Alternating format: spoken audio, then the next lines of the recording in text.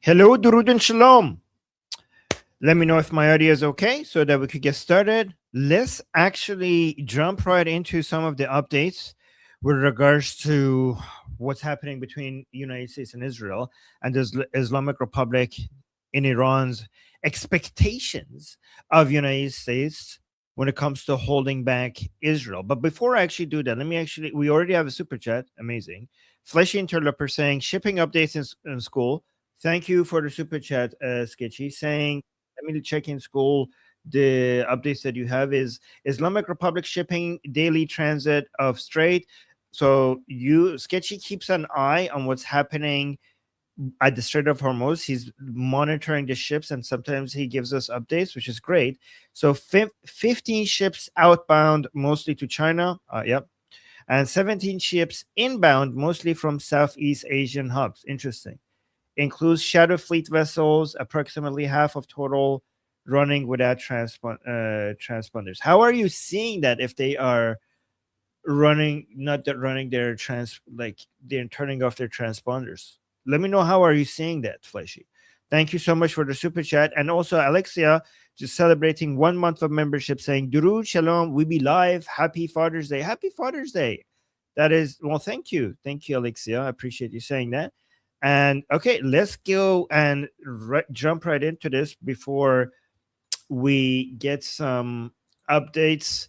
Let me know, guys, what your opinions in the chat while we get an update here, and we'll respond to it as we'll watch it. I am going to pay attention to your comments in the chat, and after we go through this, then we're going to focus on your comments in the chat, and I'm going to start them as I see them. So audio good. Thank you so much for confirming that the audio is good, and same to you. Yep, same. Yeah, happy Father's Day to you, Alexia. Thank you so much for that. That was good. All right, so let me just play this and keep giving me your comments. I will read them as they're coming up and start them and then respond to them. Okay, but let's play this. Back underway right now in the Middle East with Iran. Let's go to the beginning. Let me know if the audio from here is okay. Diplomatic efforts are back underway right now in the Middle East with Iran and the U.S. sending officials to Switzerland to talk about the next steps towards a lasting peace. This comes as tensions between Israel and Hezbollah remain high following new overnight strikes. For more, let's go live to Tel Aviv, where Alex Hogan has the very latest. Hi, Alex. Hi, Aisha. Iran's Revolutionary Guard Corps says it has closed the Strait of Hormuz, alleging that the U.S. and Israel are violating this memorandum of understanding. It comes after new violence in southern Lebanon between the IDF and Hezbollah. So the IDF claims that Hezbollah fired more than 50 projectiles at Israeli forces in southern Lebanon overnight. According to Lebanon, today Israeli strikes killed at least 16 people there, including 2 children. As a result, the IRGC is now warning ships not to approach the waterway. Although a senior U.S. Wait, who attacked first? I was looking at Truth Social, but let me actually see who attacked who where. And Hezbollah. So the IDF claims that Hezbollah fired more than 50 projectiles at Israeli forces in southern Lebanon overnight. According to Lebanon, today Israeli strikes killed at least 16 people there, including 2 children. As a result, the IRGC is now warning ships not to approach the waterway. Although a senior U.S. defense official tells Fox the IRGC cannot close the waterway since they don't control it. The U.S. controls it. Vice President J.D. Vance appeared earlier today on Fox saying that he's. So one thing, guys, you need to note about this is that the Islamic Republic, even if they don't close the Strait of Hormuz, what they need now is to be able to claim to pro regime people that they have closed the Strait of Hormuz. So this is how both the United States and the Islamic Republic can get their way and just keep going through this whole ceasefire, non-ceasefire, MOU negotiations phase, while is by United States saying that the Strait of Hormuz is open, and the Islamic Republic at the same time claiming that the Strait of Hormuz is closed. Obviously, the United States is believable and the Islamic Republic is not. But honestly, it doesn't really matter. As long as the United States could go on and claim that the Strait of Hormuz is open and the Islamic Republic had claimed that it's closed, then we could keep being here. Like we could just be here for a very long time. both sides will. I mean, when it comes to United States claims, there's a lot more fact checking, and people could figure out if the United States is lying, and you could check the oil price. We have to see oil prices when the markets open. Right now, we're not going to see it, as the weekend markets are closed. But we have to, because when it comes to the United States, the claim is more objective. It could be verified because you're going to see the effect of things on the price of oil in the market. But for the Islamic Republic, for its own internal consumption, to satisfy its own internal supporters within the Islamic Republic, as long as they could pretend that the Strait of Hormuz is closed, that should do it. That should do it. And we got another super chat saying from Lior. Thank you, Lior, saying happy Nalan Pucci Daddy Day. Oh, thank you, Lior. That is very sweet. I appreciate that. That is so cute. Thank you. Thank you for that. That was so sweet. Okay, let's continue. Aw, that's so sweet. Thank you. See no evidence of Iran. Okay, yeah, by the way, guys, before we continue with this, let's actually look at President Trump's new Truth Social. Okay, this is new. When was this? Why is it not going up and down? Oh, so this was just 2 hours ago. President Trump posted, Iran must immediately stop their highly paid proxies in Lebanon from causing trouble. If they don't, we'll hit Iran very hard again, just like we did last week, only harder. President Donald J. Trump.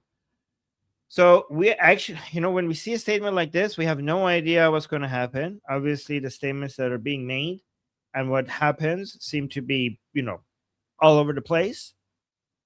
However, this is good language because instead of holding Israel responsible, we're now finally going back on holding the Islamic Republic responsible for what's happening in Lebanon. Like somebody finally managed to get us to a point where President Trump is now saying, yeah, what's happening in Lebanon is the Islamic Republic's fault, not Israel. It's not Israel that needs to hold back. It's Hezbollah that needs to hold back. So this is good, right? Are you guys happy to see this? I'm happy to see this. Are you guys happy to see this? Yeah, see, okay, let me see your comments. Say, well, that's nice of Trump to acknowledge it. Yeah, with this message, he's acknowledging that Hezbollah is funded by. I mean, yeah, no, I mean it's more than that. It's him acknowledging that it's not Israel that is the problem. It's Hezbollah that's the problem. That's what's being acknowledged. Let me actually see some of your comments before we go back to the video. Okay, somebody's saying JDS and the IRGC Nazi regime making a talk about the Israel future and safety. What can go wrong for the Jewish people again? Never again is now. Yeah, wow. Oh my God, tell me how you really feel. Jeez, okay. I mean, yeah, you ain't wrong. Yeah, you ain't wrong. It's important for Israel to become more and more self-efficient, like self-reliant when it comes to its military operations. Obviously, the cooperation with the United States needs to increase, but Israel needs to get to a place where even if we have a Democrat in the White House, it will be able to continue defending itself fully. That's very important for Israel to get to that point. And I believe Israel will get there. I believe Israel is heading in that direction. Israel's military is so powerful, but it's not powerful enough. It needs to get powerful to the point where without US backing, they could kill as many terrorists as they are now. We're getting there. We're getting there. We're not there yet. Don't underestimate how important and essential US backing is right now. Don't underestimate that. It is really important for Israel to maintain the amount of US support that it has right now. But I think when Israel becomes more powerful, the relationship between United States and Israel will even become better, because then Israel would have higher leverage in negotiations. But this is look at this. President Trump is going back to threatening the Islamic Republic with bombardment. Guys, for a sec, look at this. I went back and look at this post. For a second, I was like, wait, is he saying hey there? I don't know why. I was just skimming it. Because President Trump has been praising Allah for a while now. So I was just looking at this only harder. For a second, I'm like, oh my God, President Trump is saying hey there. For a second, I read it as hey there. Like, oh my God. Oh my God. I don't know. Okay, hold on. Let me see what you guys are saying. We got another. Okay, so Dijal is saying, wait, what? He really said that? I fucking hope so. Well, he did that. Yeah. Yeah, so Sarah is saying, so it's important to get word to regime supporters that the strait is open, videos, etc. Right? So videos, they're like, it's really hard to get videos to show that it's open. You need to show them, satellite data and stuff like that. And these people are not very smart.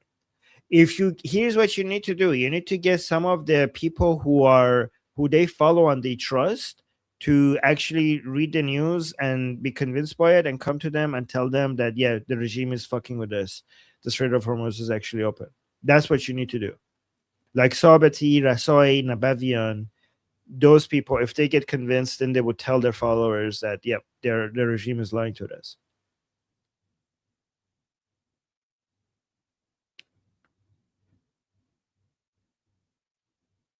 Wait, somebody's saying, I love you, Armin, no matter what, but can I ask why you called it forced to restrain Israel? Is that in the description? I don't write the description. The AI writes the description. Is that in the description?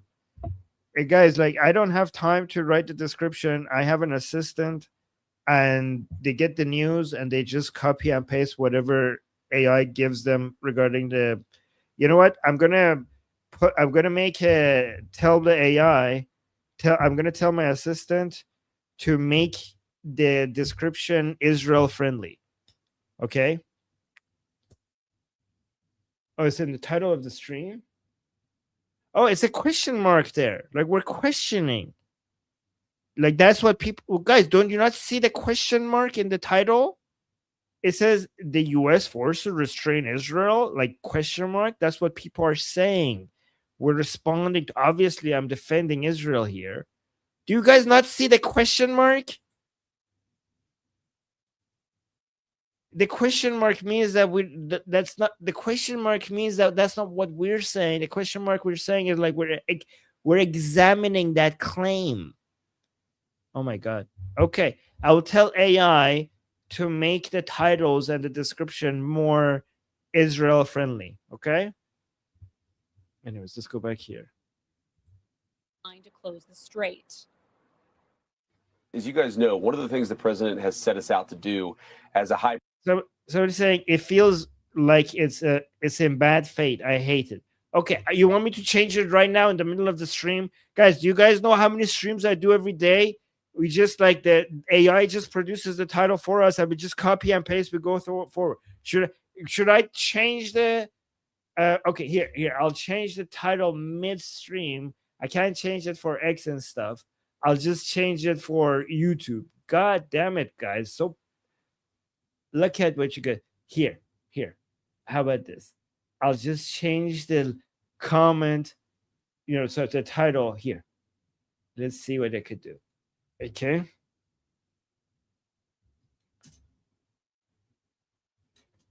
Okay. Okay, how about that? Look at the title. Are you happy now? Are you happy now? Is that good? Do you see it? What does it say now? Is it fine now? Did it change for you now? Did it change for you? Oh my God. It's hard to keep. Did it change? What is it? Okay. All right, is it good now? Okay, nice touch. There you go. Happy. Okay, there you go. All right, let's go back. Oh my God, this guy. God damn it. Let's listen to this.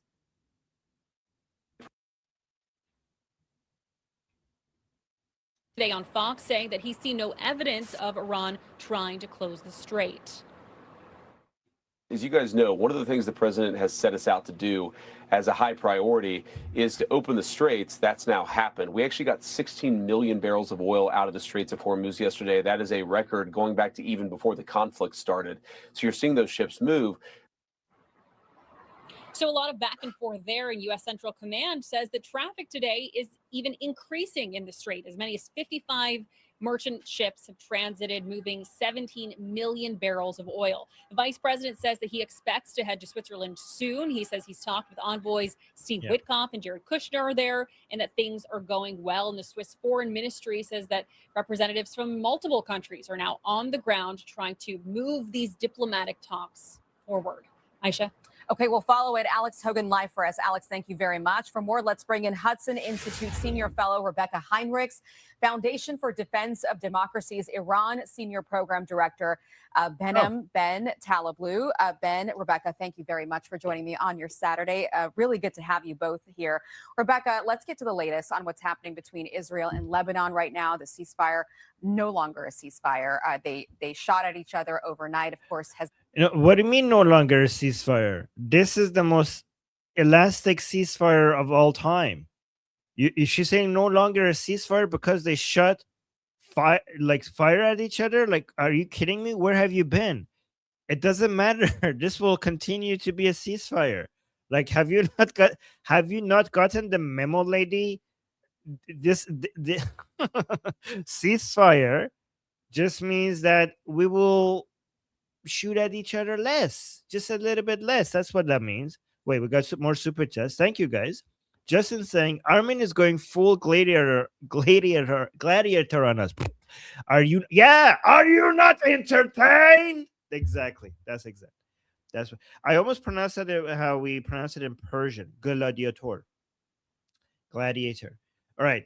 Yes, exactly. I think Dajjal was saying that as well. Yes. Are you not entertained? Well, I mean, it's not entertained. Have you stopped being pissed at me for the title? That's what I should be saying. How about the description? Are you happy with the description? What about the cover? Should I redesign the cover midstream? Should I do that? Do you guys want? Let me actually stop the stream right now. Let's listen to the chat. And let me know if you, now that you guys are being nitpicky, let me tell you something. Okay, hold on. Let's look at the cover. Okay, look at this. This is the new cover, right? Okay, so I think this looks good. Okay, but it needs to be, we need to make some improvements on the cover. First, I think this map area, you see this map area, I think the map needs to get darker so that this text could be read better, right? So that's what I'm going to do. Since you guys are criticizing me over the title, let's do the cover as well, okay? So in future, when we do live streams, we're going to darken the map area. And, look at this. People are saying change your shirt to a diving suit. Well, thank you. Okay, sure, I'll do that. And then another thing is that the flag, the US flag, makes no sense because you can see the stars are on the stripes. So the stars, I don't know, AI doesn't understand how the US flag works. The stars just kept on going and going, and in the stripes areas we have stars as well. So I don't know how AI missed the fact that the US flag doesn't have stars there. So we have to fix that as well, right? So those are the things I need to change. But yeah, any other criticism? Yeah. So there's that. Okay, let me see. We got more super chat. Nechama. Am I pronouncing your name right? Saying, love you, Armin. You're the best. Well, thank you. See, I respond to your criticism. I take your feedback seriously. And thank you. And then we get Sayed with a super chat saying, Armin is the best indeed. Javid Shah. Yes, Javid Shah. Thank you. Javid Shah, back at you. Thank you for the support. So everything is good now. The title, the cover, I know the cover is not correct, but I figured it out myself before you pointed it out, because I was like, oh, somebody like, Armin, your cover doesn't make any sense. I said it myself, so you don't need to say it. That I know the stars are going into the stripes area. Okay, I'll fix that. Okay, anybody, you could check the description right now and tell me if you want me to fix that as well. Okay. All right, let's go back to this lady again. This lady, she was saying, you both here. Rebecca, let's get to the latest on what's happening between Israel and Lebanon right now. The ceasefire, no longer a ceasefire. They shot at each other overnight. Of course, Hezbollah instigating all of this. Are you worried about this? Hezbollah starts every time. Every time, like, Israel, can you stop? Israel, like, okay. And then Hezbollah attacks, and Israel responds with, like, hey, Israel, can you stop? Israel says, okay. We keep going through this loop, okay? Israel is just minding its own business. Dirka terrorists attack it, and then it responds, and then the whole world is like, stop. And you're like, Israel, like, okay, they stop. And then they attack it again. Israel responds, stop. And then they say, like, we point out, like, guys, why is Israel should stop? Why should Israel stop? Why isn't it Hezbollah? Hezbollah should stop. I mean, like, oh, okay. Let me ask Hezbollah. Hezbollah, stop. I mean, like, that doesn't do anything, right? Like, we're being equal. We're asking Israel to stop, and we're going to Hezbollah and we're saying, stop. I like, yeah, but one of these has an effect. The other one, you're talking to a bunch of fucking barbaric cavemen, jihadi, death cult, Durka people to stop. You're like, Hezbollah, you think when you tell Israel to stop, you're threatening Israel with lack of support, military support. When you're asking Hezbollah to stop, you're asking them to, like, please stop. And Hezbollah is like, oh, okay, I'm sorry. A bunch of Westerners are asking me to stop attacking Israel. Well, thank you for asking us. We'll get on that right now. Well, we didn't know you wanted us to not attack Israel. Like, what's the point of attacking? What's the point of asking Hezbollah not to attack? That doesn't do anything, right? And also, here's the thing. This is a good message, but this won't do anything either. Like, this message from Trump saying, like, because you know why it wouldn't do anything? Because I think the Islamic Republic has figured out that, okay, I guess Trump is not interested in full-scale military attacks, at least now. I think the Islamic Republic is going to continue supporting Hezbollah to attack Israel, because they think this is a bluff. This is what the Islamic Republic is going to think. The Islamic Republic's calculation is that if President Trump bombs right now, it will be minimum. It will be some areas, just a few areas. It's not going to be a full-scale head-to-head confrontational war. It's not going to be anything like that. So they're going to think, like, you know what, we're okay. And by the way, why is it that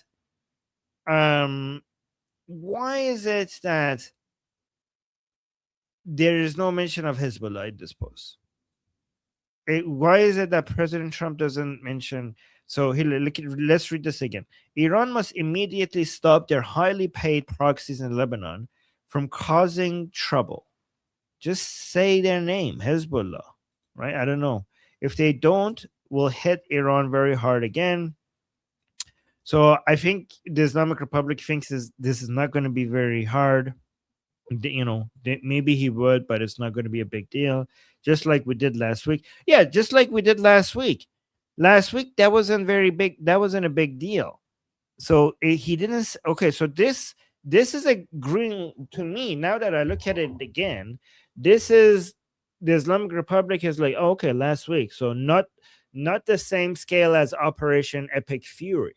Nothing like that. So yeah, here's the thing. What happened last week to the Islamic Republic, the cost associated with that is less than the cost associated with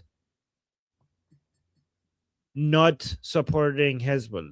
So based on this calculation that we have right here, the Islamic Republic will say like, okay, well then I'll just keep bombing, I guess. I mean, I just keep supporting Hezbollah bombing Israel, I guess. So based on this post alone, I would guess that the military operations by Hezbollah against Israel and Israel's response is not going to stop. And Flesh Interloper with the super chat saying, Royal Armin, good Armin. Well, thank you. Okay. You know what? We should go back to, raging. The problem is that they're too long. Maybe if I could get somebody to just clip the best parts out of the dumbest take, that's what I should do. I should hire a researcher that clips out the dumbest shit out there and just respond to those clips. Because Piers Morgan, for example, is too long. Yeah, we should go back to Piers Morgan. You guys want me to do Piers Morgan again? I could do that. But let me see what's in the chat again.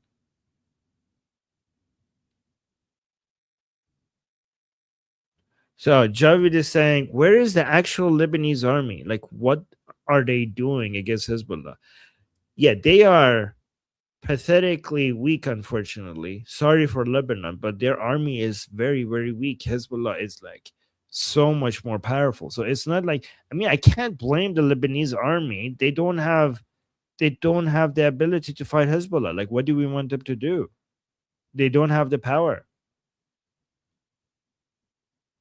Yeah, exactly. Dajjal is saying the Lebanese army is extremely weak. Javid, it's inferior to Hezbollah, unfortunately. Yes, very, very inferior. They don't even get paid half as much as every Hezbollah militant. Yeah.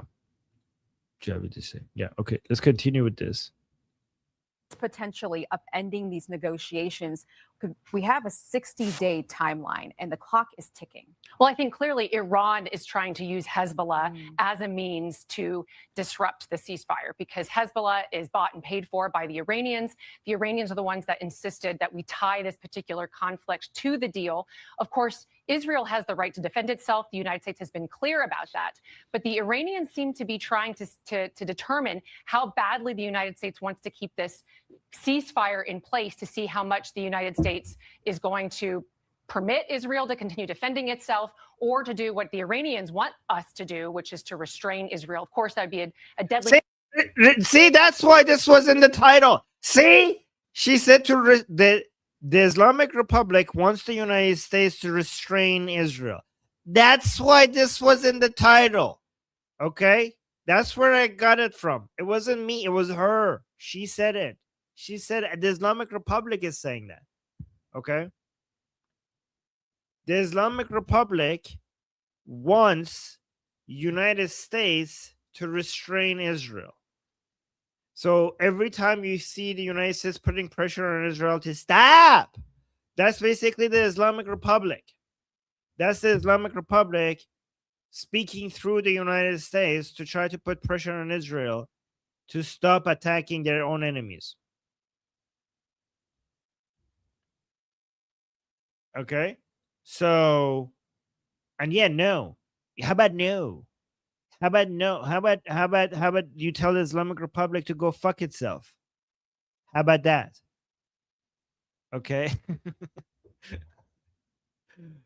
No, it's okay. Silver is saying, okay, I'm sorry. I should have said, no, it's fine. We had fun with it. It's okay. It's okay. No, we had fun with it. But guys, here's the 5D chess move. Okay, I'm not saying this is what's happening. I'm not saying this is what's happening. But if you want to believe in the 5D chess move, I have the 5Ds chess move of them all. Okay? This is what's happening. Okay? I'm not saying this is what's happening, but it would be amazing if this... No, I don't know if it's amazing. It would be very interesting if this is what's happening. Okay? So the United States, listen to this, came out and said, like, listen, we have found the perfect insider. Okay, we went through different layers of the Islamic regime. We tried to work with somebody there to be our guy within the Islamic Republic to control everything. And we tried with people. We tried with Shamkhani. He was no good. We killed him. We tried with Larijani. He was no good. We killed him. We went through differently, and now we have this Ghalibaf guy, and he's pretty good. Not good in the sense of like, morally good. Good in the sense of he's scared out of his mind that we might kill him next. So he's being a good little bitch. Okay? So Ghalibaf is being a good little bitch to the United States. Okay? We say jump, he says how high, because he's afraid of dying. That's what's happening, right? So we have this thing going with him, and he's going up. We basically he's giving us information. He's selling people out. He's managing to influence the right people. So we need to make sure that we give him a bit, like a few $1 billion here, put in the MOU the things that he thinks is necessary. Within the Islamic Republic, we kill the people he asked us to kill because he's a good little bitch. Okay, he's Trump's little bitch. Okay, and he's doing a okay job, right? So let's keep going with this guy, right? And Ghalibaf is like, listen guys, I don't want to fucking die. I don't want an Israeli drone up my ass. So you guys protect me, and I'll give you what you want as much as I can. But help me help you. Okay, saying to President Trump, like, I don't want to die. Okay, so I want to help you, because if I don't help you and then we go back to war, these Israelis are gonna shove a drone up my ass, and I don't want that. I do not like that. I like my ass intact. Okay, so help me help you. All right. So, and then like Trump is like, okay, what do you want? And then Ghalibaf is saying, like, for example, in the MOU, you can't be too harsh. Okay, you can't be too harsh. You need to give me something that I could work with, right? You need to put some things in the MOU that I could go internally and be like, guys, this is as best as it could get. So Trump is like, okay, we'll do that for you, right? And then he's like, yeah, and I can't put my signature there. We have this, I'm your bitch, but I also have my own bitch, which is Pezeshkian. Don't get me to sign this MOU. Let me get my own bitch to sign it for me, because if I sign it, I'm fucked internally, and I'm not going to be able to continue doing what you're doing. Like, okay. And he said, we can't do it in person. It's in person, it would be fucking horrible. Let's sign it digitally and sign it with Pezeshkian. Trump is like, sure, let's do that for you. And now he's saying, okay, I'm trying my best. Tehran, I'm trying my best here. Like, I'm really trying. I'm like really, really, really, really, really trying. Okay. I'm really trying. I cannot. These people are so radical. I'm not radical. These fuckers are so radical. I'm trying to look at what I've done. Okay. I got the supreme leadership to come in, put out a statement supporting the negotiations. That was good, right? I got this IRGC leaders one by one coming out and endorsing negotiations. I managed to do that. See, we're making progress. Please don't kill me. I got this Mir Bagheri guy, the leaders of the Durka people. I got him to come endorse the negotiations. This is like, nobody thought I could do that, and I do that. Okay, but here's a few things. Okay, with regards to the enriched uranium, we need to, like, we can't get that. We can't have you come out and take that out. Like, first of all, let's delay exposing what I'm agreeing to. And also, eventually, when we get there, we have to destroy it inside Iran. We cannot remove it. We have to destroy it somewhere. It has to be inside Iran. But let's not talk about that yet, because they will crucify me if they know that we're talking about maybe not enriching uranium and stuff like that. Okay, so work with me here. And also with regards to Hezbollah, okay, I know that this is one of the only few deterrence capabilities that we have, And if Israel keeps attacking Hezbollah, I'm not like, if they, I know that you can't stop them, okay, but you have to pretend that you're trying, and I have to pretend that we're really angry and we're responding to Israel. And so we need to basically, so you need to make it seem like you're really, really putting pressure on Israel. And it needs to look so real, or else I'm because you need to start a real fight with Israel, like a real fight. It cannot be a fake fight, because if it's a fake fight, everybody could tell. Okay. So, and just do your best to push against Israel. And we know that you're not going to be able to stop Israel, and they're going to keep attacking Hezbollah. Obviously, they're going to do that. But you just pick a fight with them, so that at least I could show to the people within the Islamic Republic that, look, we have made it so that the superpower of the world is angry with Israel. And United States, to make this look real, they have to do something that Israelis actually get upset. Not a fake upset, actual upset. Okay? And Israel will keep attacking Hezbollah anyways, because of course they will. Like, they're going to defend themselves. But as long as it looks like you are attacking them and trying your best to stop them and trying your best to restrain them, we could work with that. Because Ghalibaf is like, these other people within the Islamic Republic, some of them are actually retarded. I'm not retarded. I know that if you go to Israel and tell them to not attack Hezbollah when Hezbollah is bombing Israel, Israel is going to be like, well, how about fuck you? I know that. But just say it anyways. Like, put pressure on them anyways. And then, we just keep going like this. Israel will keep attacking Hezbollah. We're gonna be like, what the fuck? Stop it. You're gonna come out and say, Israel, please stop. And then we're gonna be like, Hezbollah, go fuck them up. Look at this. We're causing Israel and United States to fight. And we're gonna be like, yeah, look at our glorious missiles in northern Israel. And United States, even though we're bombing northern Israel, United States is still talking to us. This shows that we are powerful. And you could go and be like, yeah, guys, we are telling Israel to stop. And I could sell this internally. And then at least it would not be pretty. Like, it will keep looking like I'm violating the MOU, and it's going to look like you're violating the MOU, and I keep blaming you and you keep blaming me.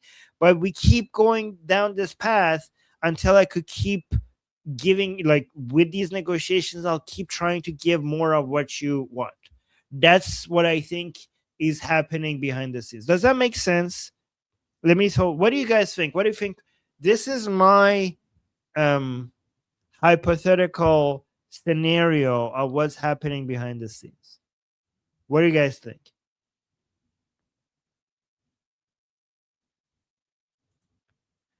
I mean, to be fair to the Americans,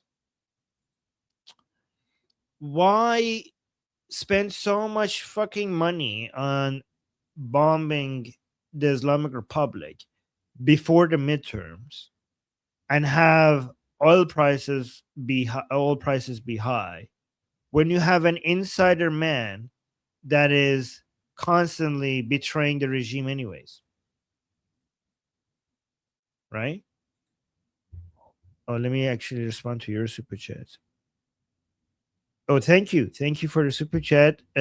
Sherry with a super chat saying his new name, GLB, Golly Barf.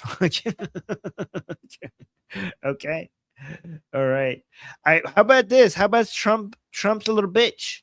Trump's a little bitch. How about that? How about that for a name? Thank you, Sherry. Thank you for the super chat. And then we have EF with a super chat saying Game of Dorka goes hard. Yeah. Okay. Yes. Yeah, exactly. Somebody is saying midterms are the problem. Yep. The midterms are getting in the way. The midterms are in the way. Who here thinks that after the midterms, we're going to go full, epic fury again or something like that? So you're saying, Frank, that's actually the perfect position to have. Saying, I don't agree or disagree with your theory. That's actually the best position to have. That's the correct position to have. Let me just listen to this part about restraining Israel, and then we'll go to your questions. Mistake has the United States is going to permit Israel to continue defending. Israel has the right to defend. Let's go when she started talking. I think clearly Iran is trying to use Hezbollah as a means to disrupt the ceasefire because Hezbollah is bought and paid for by the Iranians. The Iranians are the ones that insisted that we tie this particular conflict to the deal. Of course, Israel has the right to defend itself. The United States has been clear about that. But the Iranians seem to be trying to determine how badly the United States wants to keep this ceasefire in place to see how much the United States is going to permit Israel to continue defending itself or to do what the Iranians want us to do, which is to restrain Israel. Of course, that would be a deadly mistake. Hezbollah is responsible for the deaths of Americans as well as Israelis and is an enemy of the United States as well. The vice president was on with Fox and Friends this morning. Oh, here's the thing. If I was Islamic Republic, I would have to find a balance between showing to insiders within the regime that we're not going to stand by and not respond to Israeli attacks, right?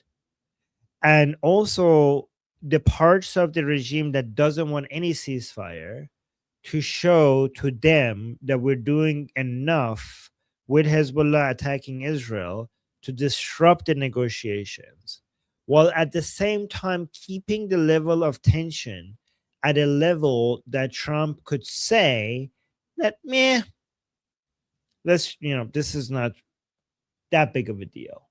Or if it gets too much of a big deal, to just bomb a few places in Iran and be like, we responded.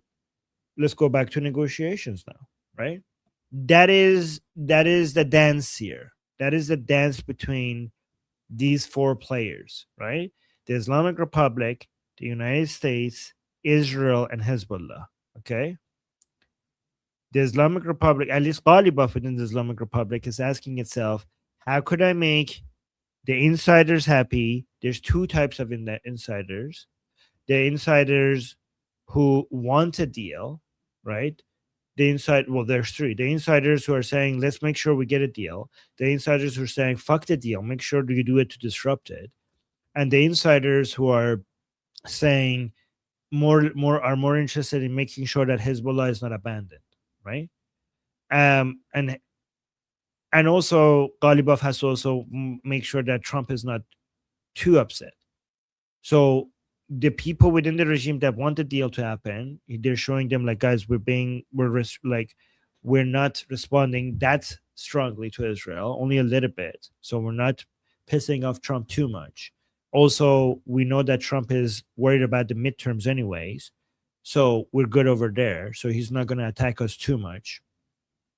And then when it comes to the regime people who are worried about Hezbollah, they're saying, look, the blockade has been open, so we have enough money to spend on Hezbollah to support our brothers in Lebanon against Israel. So those should be happy. And then when it comes to the people who don't want a deal, they're saying, look, where Hezbollah is responding to Israel, and hopefully that would get the deal, stop the negotiations. We're showing to President Trump that we're not going to agree, we're not going to talk as long as Israel is attacking to Lebanon. We keep canceling the negotiations, and we encourage Hezbollah to keep defending itself.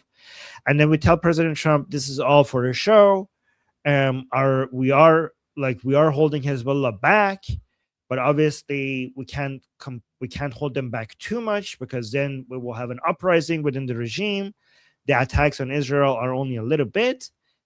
So please just calm down and let us attack northern Israel at least a little bit.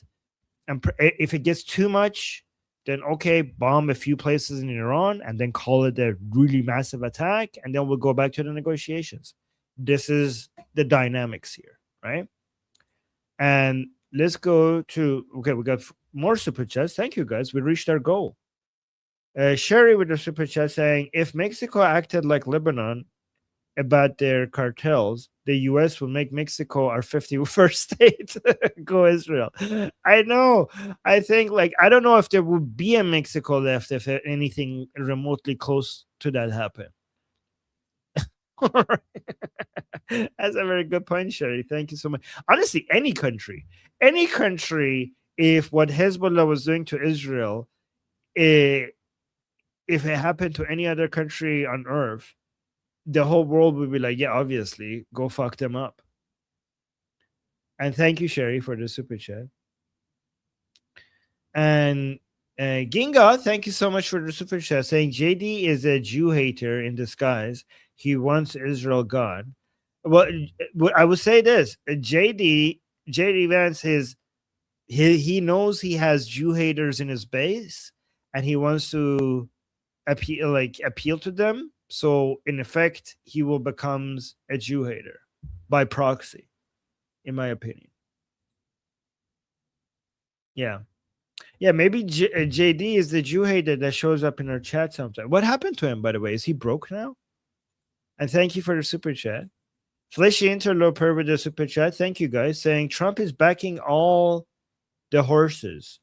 Yeah, yeah, on all sides. Yeah. But guys, again, I know we're frustrated, but to be fair to President Trump, is if he's doing what I'm saying, which I don't know if he's doing, is pretty smart, and we don't know. We'll know after the midterms, maybe, right? So I'm not coming up with excuses. I'm not coming up with excuses to saying like, oh, this is 5D chess. I'm saying, like, if, some people always say it's 5D chess, have faith. I'm not saying that. What I'm saying that if it is 5D chess, this is what a 5D chess would look like. You see what I'm saying? I'm not saying it is. I'm not saying it's not.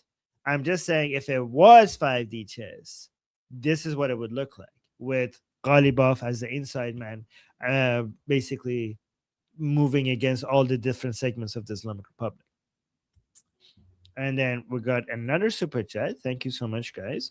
From Amir the Cricket, saying, looking forward to see if Starmer leave office tomorrow. Yeah, I saw that.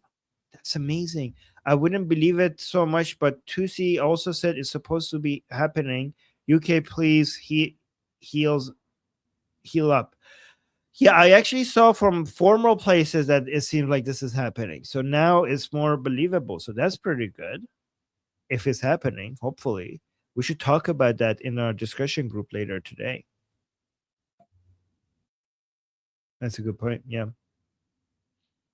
And then thank you, Amy, for the super chat. And then Sherry with the super chat saying, I stole Golly Barf from another great person in the chat, but GLB is yours, Armin. Good little bitch. GLB. Okay, Golly Barf. Oh yeah, GLB comes from me. Oh yeah, you're right. I thought GLB was short for Golly Barf. Okay, but good little bitch. Okay, GLB. That matches his name as well. A good little bitch. Just good little bitch. Thank you, Sherry. That's a good one. But I think I should just say it, a good little bitch. GLB. Like every time I should say good little bitch for Golly Barf. You know what? I will show you how good of a little bitch he's being. Do you guys want to see? Do you guys want to see how good of a little bitch Ghalibaf is being? I'll show you some video evidence of that. And I will show after this segment. And then we have Lamborghini saying, hey, Armin, why no revolutionary fest tonight? You don't like me like this? I got a haircut for you guys, and you want me to? I went and got a haircut for you guys, and you want me to hide it? But thank you. Thank you for the super chat. And then we have Amir gifting 5 memberships for people in the chat. Thank you so much, Amir. Always with the gifts. Always with the gifts. Okay, let me go through a little bit more of this. because this guy is good. This guy usually have some really good points. So let's listen to what he's from FDD, Tyler Blue. Some news. He's going to be heading to Switzerland in a couple of days, he said, to help with these negotiations. I want to play a quick soundbite because there's been some criticism over this memorandum of understanding, Ben, and this is the vice president pushing back on that. Watch here. What the MOU says is that if the Iranians behave over a long period of time, they could get some of the benefits of this bargain. They assume that Iran gets the benefits without changing their behavior. That's not in the text of the agreement. You understand how the Iranians think, and you do too, Rebecca. Are they going to behave? Well, they're not behaving right now. Right. And despite even the transformational rhetoric, literally Vice President Vance using the T word transformation when he was talking about the MOU and the historic distrust between the U.S. and Iran, there's nothing transformational about Iranian rhetoric today, and there's certainly nothing transformational about Iranian policy today. They're not looking to change the situation in the Strait of Hormuz. They want to continue to have a sword of Damocles over that. They're going to continue this incremental escalation via their chief terrorist proxy, Lebanese Hezbollah, against Israel. It's a group that, again, as Rebecca said, has American blood on its hands. And also, they're going to play to the edge diplomatically in Switzerland or wherever else the Americans and the Iranians negotiate, just to see how badly America wants it, just so that they can charge them more and more for it. And to the point that this regime isn't, benefiting already from the status quo, one, increase in sanctions has been paused, and two, the Strait of Hormuz, the blockade is open. And one of the chief beneficiaries is not the global economy, it's not the United States of America, it's the Islamic Republic of Iran. The Trump's blockade diminished Iran's major source of revenue. That's the resources used to fight. 2.1 million barrels of oil per day exported in February. By May, it was only 64,000 barrels of oil per day. The Trump administration would say that it worked, right? I mean, the blockade worked. It got them to a weaker spot. Their Navy has been obliterated. They don't really have any defense mechanisms anymore. And he felt like this was the time to get them to cave, to come to a deal. Why do you think that's not going to happen? Well, first of all, the Iranians clearly predicated their agreeing to this ceasefire on the United States front-loading economic benefits to Iran. So one of the things the vice president said was that we're looking for a change in their behavior before they get economic relief. But if you look at the plain reading of the text in Provision 10, the United States, is waiving sanctions on energy and the attendant ability, banking, to facilitate that economic benefit that's going to go straight to the IRGC.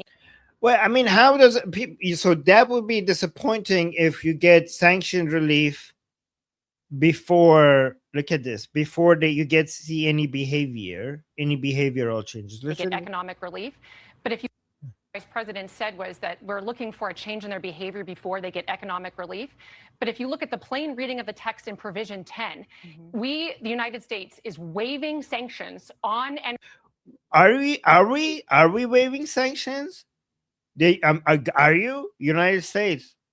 Are you waiving sanctions? Don't you isn't that like a complicated? So she's saying that JD Vance has said that we're not going to remove the economic pressure until we see any behavioral changes. This lady is saying that no, that's not what's happening. We're doing sanction relief before we see any behavioral change from the Islamic Republic. Correct me if I'm wrong, Americans in the chat. Doesn't sanction relief require Congress approval? Isn't that like a complicated process that you can't just give to the Islamic Republic? Can anybody answer me, Americans in the chat? I thought this requires Congress approval. Do you guys know? Anybody knows? I thought, how could President Trump come and just give the Islamic Republic sanction removal? There's two types of sanction removal: U.S. sanction removal and UN sanction removal. The U.S. sanction removal requires Congress, so I don't think that they got sanction removal, unless I'm missing something here. And then the UN sanction removal requires the UN approval, and that is a complicated shit as well. That requires member states responding to that. Yeah, Congress will have to approve. People are saying in the chat. So how the fuck are we claiming that President Trump gave sanction removal to the Islamic Republic before behavioral changes, given that the president can't? Anybody knows? Yeah, it does have to be approved. People, you guys are saying in the chat. So what am I missing here? Am I more informed than this lady here? So here's a guys. Let's categorize everything that they're being promising to the Islamic Republic in different segments. Okay, let's do this together, right? We have the $24 billion of frozen asset relief. That is not sanction removal. That's $24 billion in frozen assets of the Islamic Republic given to them. We have the $300 billion promise of a fund for private entities to come invest in Iran in the private sector, private to private. That's the 300 number. We have the sanction removal, which is in two sections, U.S. sanctions and UN sanctions. Sanction removal, which the U.S. sanction removal requires Congress approval, and the UN sanction removal requires UN approval. So that's number 3. Then we have the blockade removal. Okay, the blockade removal. That's the four financial benefits discussed here, and they're separate. Did I miss something? Oh, somebody is saying yes, you are more informed than Fox News. Well, thank you. Oh, there you go. I didn't say it, guys. That's in the comments. Okay, you can't argue with the comments. I'm not saying that. You see that? You see that? That wasn't me. It came from someone else. Okay. Okay. But yeah, I will get to the super chat soon. So from these four, so far, the only thing that the Islamic Republic has received, my understanding, is the blockade removal. That's the money that is coming in when it comes to removing the financial pressure.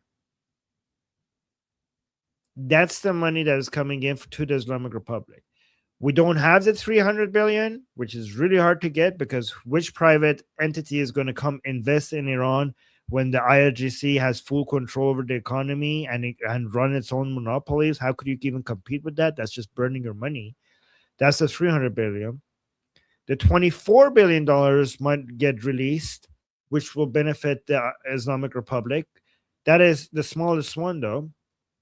And President Trump might release that, so Ghalibaf has some pockets get filled to be able to bribe people and get people on board with President Trump's plan internally within the Islamic Republic. So that might happen.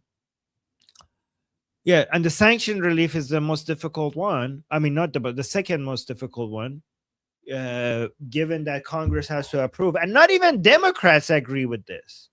Not even Democrats are like, ending. So I'm hearing some Democrats saying that, yeah, no, we don't want to do sanction relief for the Islamic Republic. We just wanted to end the war. So even some Democrats are saying, how about no? And guys, when it comes to the UN sanction removal, even France is saying, no, how about no? And the UN is, guys, it was so bizarre. The American president, the White House is saying, like, yeah, we do sanction removal. And the UN is saying, but no, because what about the Iranian people? Like, this is the first time, like, Goldie yesterday said, yeah, like, hell has frozen if they are saying that. So even they are not okay with this. So these are not easy to do. I don't know. We'll see.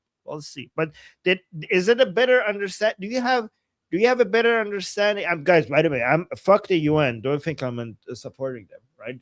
A bunch of Jew-hating anti-Israelis, right? So don't think I'm just saying, like, it's weird that we're in a situation where the US is like, we'll remove the sanctions on the Islamic Republic, and the UN and France is saying no.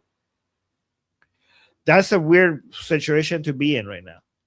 But I categorize everything, all the money stuff, in 4 different categories, right? And now you see what's happening. The only thing that has been finalized is the blockade removal, which is giving the Islamic Republic like some breathing room to fund their operations and stuff like that. The thing is that has come in exchange of the Islamic Republic opening the Strait of Hormuz, which brought oil prices to below $80 a barrel, And then the Islamic Republic came out and said, we actually closed it. We heard some audio from IRGC Navy saying ships go back. The Strait of Hormuz is closed again. And the CENTCOM came out and said, like, they're bullshitting. The Strait of Hormuz is open. So IRGC saying that the Strait of Hormuz is closed is a lie. It's actually open. We can tell. I mean, I trust CENTCOM over IRGC, obviously. But the proof will come when the markets open, and we'll see what happens to oil prices.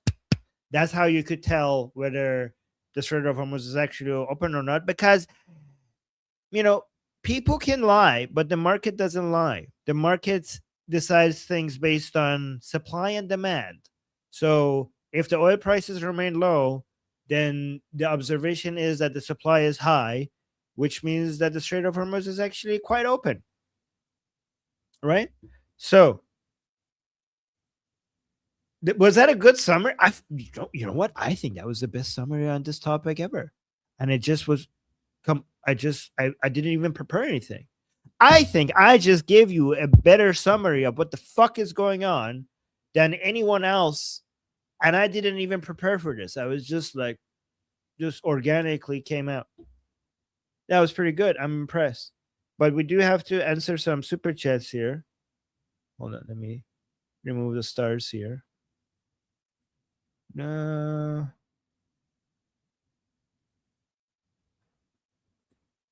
Look at this.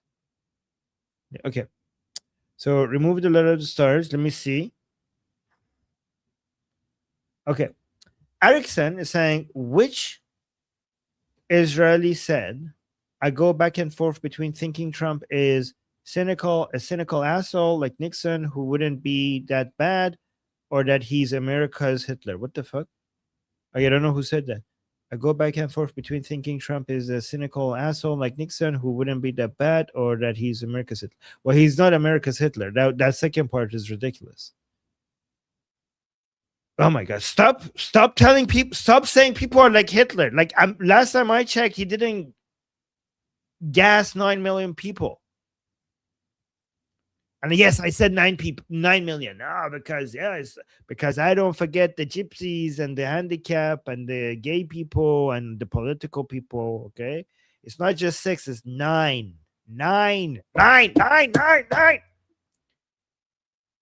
So don't forget everybody. 6 million Jews and 3 million of other people.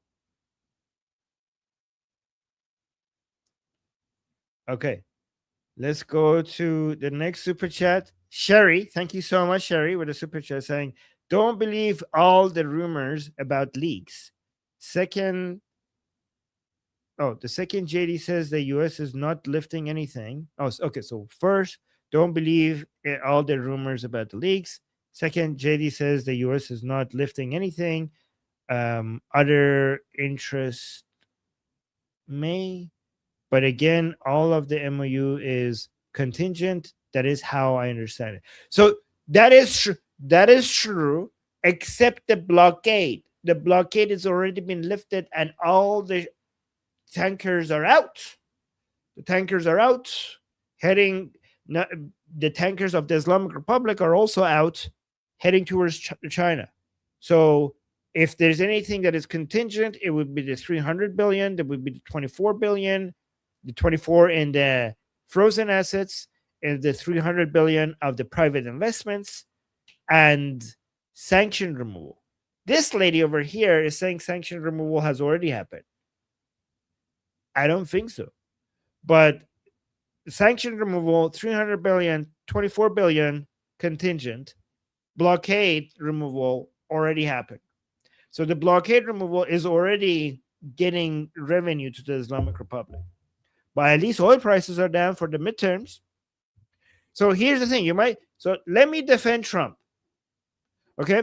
Let me defend Trump. And like, oh no, the blockade removal. The blockade removal, that means that the Islamic Republic is getting funded so much. That is bad. Bad Trump. Bad Trump. Here's the problem.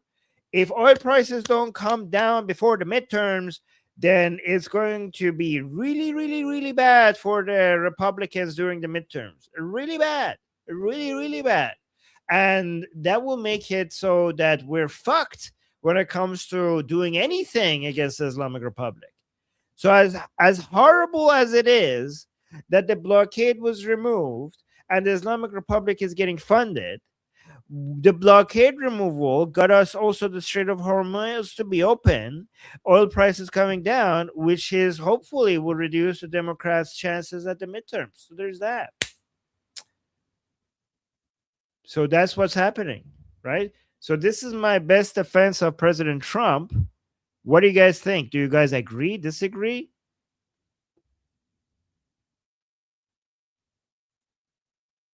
BT with a super chat. Thank you so much. Saying BT June. I'm sorry, not BT. BT June. We have to bring BT June back. BT June. Thank you so much for the super chat. Saying the 300 billion is in Trump bills, not USD. What are Trump bills? Is that the USDT1 thing? What is Trump's coin? USD1 Trump. Trump has a new stable coin.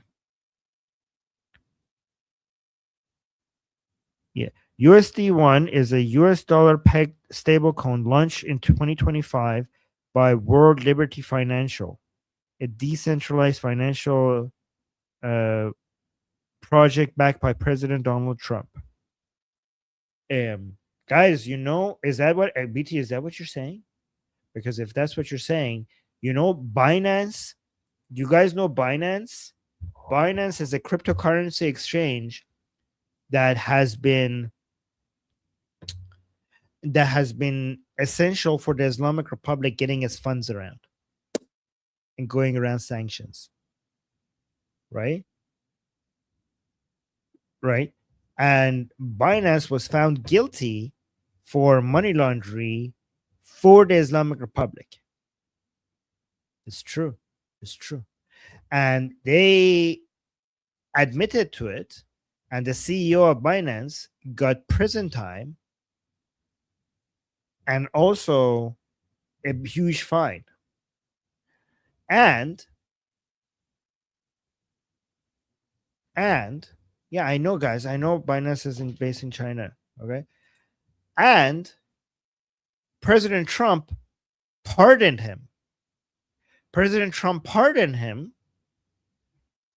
Even though he was found guilty for helping the Islamic Republic. Right now, for example, with all of the Operation Epic Fury and all of that, the Islamic Republic has managed to go around many of that and still get a lot of funding using Binance and stuff like that. And then President Trump, and this happened before as well, President Trump pardoned the person responsible for moving money around for the Islamic Republic, right? And why did President Trump do that? People are saying because this stable coin, USD1, is engineered by Binance, and Binance also got the funding for it from, where was it? From UAE. Was it from UAE? Yeah, I think it was from UAE for backing President Trump's stablecoin. And that's why President Trump pardoned the CEO of Binance. And now Binance is back at it again, allowing the Islamic Republic to get funding and going around finding a lot of loopholes, right? So look into that. All right. So there's that. I mean, I don't know if if that's what you're referring to, but it reminded me of that.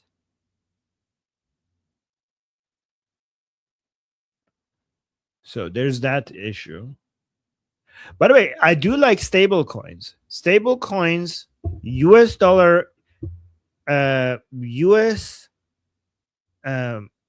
stable coins based on the US dollar, I think is going to be a huge part of keeping the US dollar the king of all currencies, right? I think in the future, we had the petrodollar. We're moving from a petrodollar. We already moved away from the petrodollar, but a lot of people are like, "Oh, U.S. dollar's position globally is going to be challenged." I think that stable coins are going to keep the US dollar's dominance for the foreseeable future because all of these stable coins are backed by the US dollar. So it's going to keep the US dollar powerful. What do you guys think? And Fleshy Interloper, thank you so much for the super chat. Any news from Besson? Oh, I don't know. Scotty B? I haven't seen him for a while, so no. But maybe if you look it up and post in school, if you want me to take a look at it and tell me that you posted it in school, and I will take a look at it, what you said. And thank you, Fleshy. And David with a super chat saying your summaries are great because of the your summaries got great because of the button shirt. Oh, really? Okay. I still haven't gotten I still need to go shopping for smaller shirts. These are too loose. Guys, I work out a lot and these shirts hide the fact that I work out. It doesn't show that I'm working out. So I need to look at this. It doesn't fit me. It's just so loose. So I need to make it smaller. That's what I've been told. And then thank you, David. So I didn't know it actually has an influence on my summaries. Erickson with a super chat saying the answer was not an Israeli, it was JD Vance. Oh, okay. Sorry, I missed that. Oh, it was. Oh, okay. So JD Vance said that. Holy shit.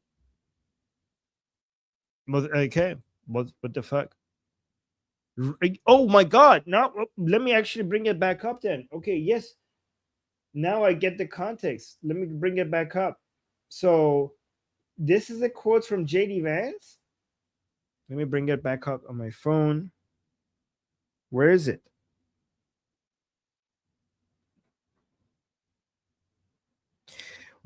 So the question was, which Israeli said, I go back and forth between thinking Trump is a cynical asshole like Nixon, who wouldn't be that bad, or that he's America's Hitler.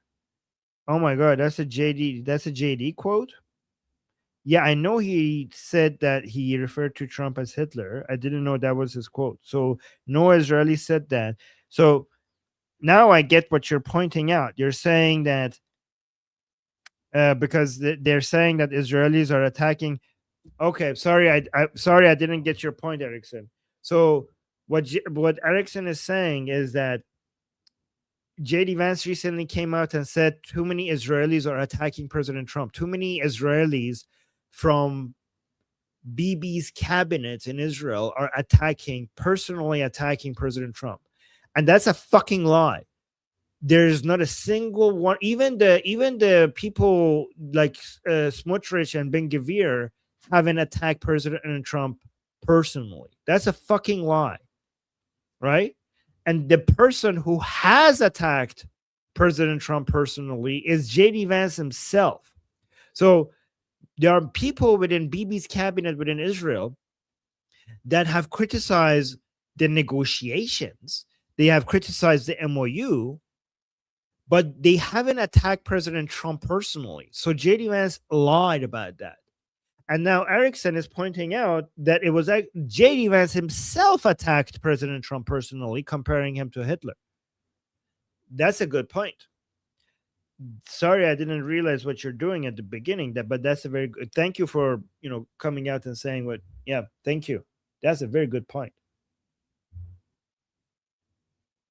And BT, thank you so much for the super chat saying Happy Father's Day to His Royal Highness Reza Pahlavi and all that's here. Well, thank you. That's so sweet. Be the fathers you wished you had and the fathers that your children need. Oh my God, that's so beautiful. Be the fathers you wish you had and the fathers your children need. That's so beautiful. That is so sweet. I like that. I like that. Flesh Interloper saying, is this the least worst solution to winning the midterms? Yeah, you could say that. Yeah. I mean, least worst means the best. And thank you. Happy Father's Day, everyone. All right, let's go see what this lady has to say. And then I have some interesting videos from inside the Islamic Republic. I want to share those. Energy and the attendant ability, banking, to facilitate that economic benefit that's going to go straight to the IRGC. And the IRGC, of course, wants that money immediately because of the success of Operation Epic Fury. What are they going to use that money for? They're going to rebuild their ballistic missile program. They're going to rebuild their air defenses. They're going to rebuild their drone. And we have not seen a change in their behavior at all. And so I think it is important that the American people do understand we did induce them to open the strait, or at least they're not even completely opening the strait. They're still requiring ships to consult the Iranian government. So it's not back to the way it was before the war. Well, they can't reopen the straits because there's mines all over the straits that we have to demine first. We can't have a full flow of traffic until we get rid of those mines. I'm going to read this to you. This is a New York Post op-ed. And they write that Obama's treaty did not prevent Iran from developing a nuclear weapon. It simply punted the issue down the road in exchange for cash. That's true. Trump's agreement has the same vague promises, the same payouts, but with the added twist that Iran can and will take the world hostage by shutting the Strait of Hormuz at will. And it says it already has. Again, it says it's closed today. Of course, a U.S. Senior defense official says they can't close the strait because they don't own the strait. They don't control it. Is the strait open? Is the strait closed? CENTCOM just replied to the Iranian military, in particular the IRGC Navy said that they would close the strait in response to the escalation in Lebanon due to the Hezbollah attacks against Israel and Israel's responses. So there's Iranian press releases claiming this. CENTCOM is saying for now, at the moment, they haven't seen that kind of escalation, that kind of response in the Persian Gulf, in the Strait of Hormuz. But that may well change. Again, these are folks who are playing four-dimensional chess against the U.S., against America's partners in the region, like Israel, like some of the Gulf Arab states, and they're looking to take advantage of our restraint and responsibility and care for global markets by escalating just to see if we can kind of pay to play. And that's why the editorial board op-ed that you read about this being similar but perhaps not the same to the JCPOA, it has that same phenomenon of pay to pay, pay to delay back in there. The only thing is, the difference is that we wiped out their military, essentially, and we've put them in a situation where they're in a defensive mode. It's a totally different baseline. So Yeah. one of the things I say right away is you can't compare what's going on now to the JCPOA because of Midnight Hammer and Epic Fury. The nuclear program has been destroyed. The question now, though, is has President Trump's leverage that he clearly amassed against the Iranians, are we going to steward that well to have a peace that's good and lasting on terms that benefit the American people? Okay, let's see how these talks go. Apparently, they're underway right now. Ben, Rebecca, great to have you. Great to see you. Thank you. Be sure to like. All right, so Thank you, Prime Minister. Wonderful. let me show you some interesting videos, right? So from inside Iraq. So I showed you a video yesterday, but we have an update. Let me go here.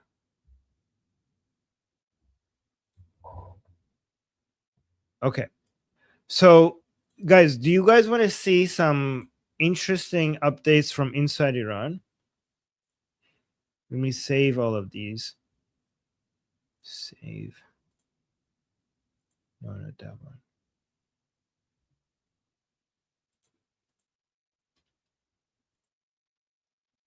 Okay, I got everything. Okay. First, let me show you something that I've already shown you before. But you need to see it again, just a few seconds of it before I show you the update on this, right? So you guys remember, who here remembers this guy? I showed it to you guys yesterday. I want to show you the level of control Ghalibaf seems to have, right? I want to show you the evidence of the tensions and the level of control Ghalibaf seems to have. Everything that shows both evidence from him having control and also evidence from people being angry with the level of control he has. Okay, So this part is very interesting to me. I don't know if it's interesting to you guys, but I love this part. Okay, so here's first a few seconds of this. This is a maddah, a religious vocalist, pro-regime, pro-supreme leader. He after the letter of Mojtaba Khamenei coming out saying that he was against the MOU that Pezeshkian signed. This is what he said, right? آقای رئیس جمهور اگر شروطی که رهبری گفتن محقق نشه ما میدانیم و تیغ و حلقوم شما. So that part was enough, just 8 seconds of it. He's saying, Mr. President, if the conditions of our supreme leader is not met in the negotiations, it's going to be us and a knife and your neck and your throat. No, throat, yes. So, Mr. President, basically Pezeshkian, if in the negotiations you do not abide by the conditions of our supreme leader, Mojtaba Khamenei, it will be between us, your throat, and a knife. That's what he's saying, right? So there's that. Let me mute this for a second. And now let's go to, this is a threat against the negotiations and against the president. Somebody, look what happened here. Now he's here saying, I've done fucked up. I fucked up, right? He's saying, I'm sorry. So let's listen to this part. سلام علیکم قبول باشه عزاداریاتون انشالله. یک کلیپی پخش شد از ما بابت بحث تفاهم نامه بعد از بیانیه حضرت آقا تو جلسه خودمون بابت این حرفی که آقا زده بودن که نظر من فرق میکنه. So he's saying there's a clip that came out of I've seen a clip of me is going viral. This is basically the same guy here, okay? So now he's apologizing. He's saying I was talking about بحث تفاهم نامه بعد از بیانیه. So he's saying I was talking about the MOU in that clip. حضرت آقا تو جلسه خودمون بابت این حرفی که آقا زده بودن که نظر So it was about what our Lord, the Supreme Leader, said. من فرق میکنه. So which basically showed that the Supreme Leader's opinion was different than what the MOU that was signed. در حد روشنگری تو جلسه خودمون گفته شده بود. Like I was just trying to enlighten people in our own ceremony. Like it was our own private gathering. Like he's basically saying that I didn't want this clip to get out. But now it's gotten out. Like this was just a private thing. Like it wasn't meant to come out and go viral like this. و بیان استفسار اصلا بحث تهدید نبوده. Like he's saying it wasn't a bad threat. It wasn't a threat. He's saying this was not supposed to be a threat. Like, so he's saying that when he said that President Pezeshkian is going to be us, your throat, and our knife, he's saying, I'm sorry, that was not a threat. Okay.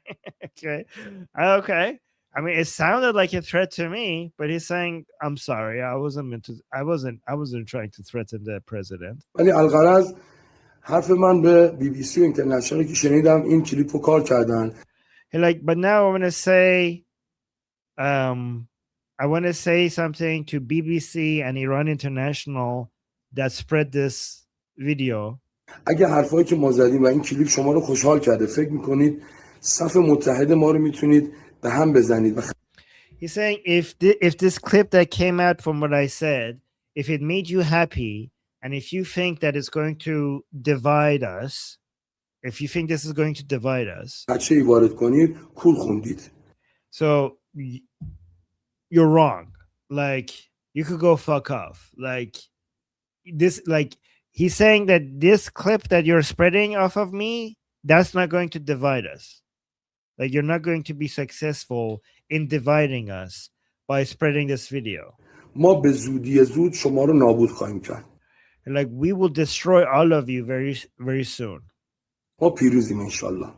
We will be victorious, inshallah. لطف امام زمان. یا علی. Thanks to the kindness of the Mahdi, and Ali will help us. Okay, so he's saying that you guys spreading this video is not going to divide us. The video in which this pro-regime, pro-supreme leader person is telling the president that we will cut your fucking throat, that video itself does not show that these people are divided, okay? Like, you guys are so united. You're like, hey, yeah, we have a unity here, and we're not going to let you divide us by spreading this video. Like, you sound very united. You just threatened to behead the president. This is the unity that you have that we can't take away from you. Like, you sound very united. Okay. Like, we're so united, and you're not going to be able to take away from it. The guy, the pro-regime person here who just threatened the president with beheading, is telling us that we're going to not succeed in dividing them. I don't think we need to contribute in dividing you guys. You seemed you seem divided enough. Okay. I don't think we need to put more effort into it. Okay. We're not causing harm to your unity. We're not causing your division. We're enjoying your division. Okay. Yes, that's basically it. We're not the cause of your division. We're just watching and laughing. That's what we're doing. It's just fun to watch. Why even make an effort? You guys are doing a great job dividing yourself. Wait, we got some super chats. Let me respond to them. Hold on, So Fleshy Interloper, thank you so much. Saying point about Besson was he has gone quiet, no recent statements. Okay, interesting. You're Fleshy, thank you so much for keeping an eye on all of these things and updating us. I wonder why. Interesting. Okay. And maybe because they're going to relax the pressures on the Islamic Republic and Besson doesn't want to come and admit that? Is that way? And then we got Ron. Ron, thank you so much for becoming a member. Welcome to our group. And then we have JG MVDS. Thank you so much for the super chat from Israel. Saying, report on Israel Channel 14 that Hezbollah is recruiting in Iran, offering IRGC officers almost 50% pay increase. Yeah.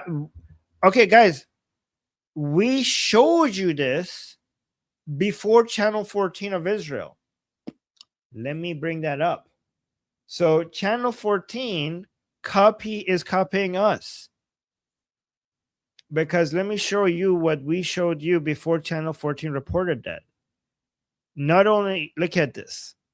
Guys, look at this. Not only we're ahead of Fox News and more informed than Fox compared to Fox News with regards to the sanctions, we're also ahead of Channel 14. And thank you so much for the super chat.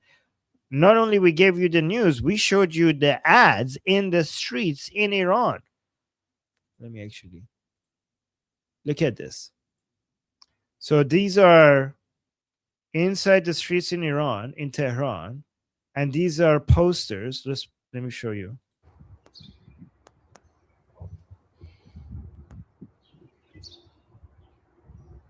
You can see at the top, this is the Hezbollah sign, and this is the Hezbollah logo, and this is the IRGC logo at the top, right?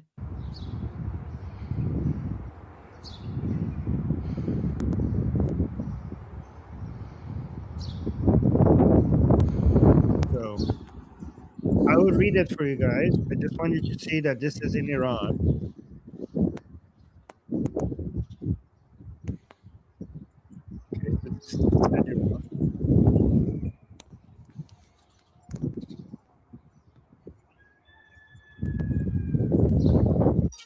Oh, sorry about that. Let me now translate what's happening here. Okay, let's see what the ad says. So this is inside Iran, telling people to go to Lebanon, to come, recruiting people in Iran to go fight for Hezbollah. So let's see what you get. Let's see what you get. So it says سپاه پاسداران انقلاب اسلامی. So that just means IRGC. جذب نیرو برای خدمت در لبنان در حزب الله. So it says we're recruiting forces to serve in Lebanon inside Hezbollah. So this text over here is too small. I'm not going to be able to read that. But let's say this is شرایط عمومی وظایف اصلی. Okay, so this is the conditions that you need to have, and this is going to be your duty to go fight, right? It says آمادگی جسمانی و توان. What the hell is that? So you need to be healthy. You need to have you need to be able-bodied, no handicaps, basically. تعهد به چیه عمیق. Oh, you need تعهد مذهبی عمیق. You need to be deeply religious. So guys, look at it's interesting. Wow, guys, this is an IRGC ad inside Tehran for people to go join Hezbollah. Now you're going to see what the conditions are. First, you need to be able-bodied. Second, you need to be deeply religious. شجاعت، انضباط و مسئولیت پذیری. Third, you need to be brave and organized and accept responsibility to join Hezbollah. Fourth, توانایی فرمانبرداری و کار تیمی. Okay, so you need to be able to follow orders and be a team worker. You need to be able to know how to work in a team. So these are the conditions, the 4 conditions.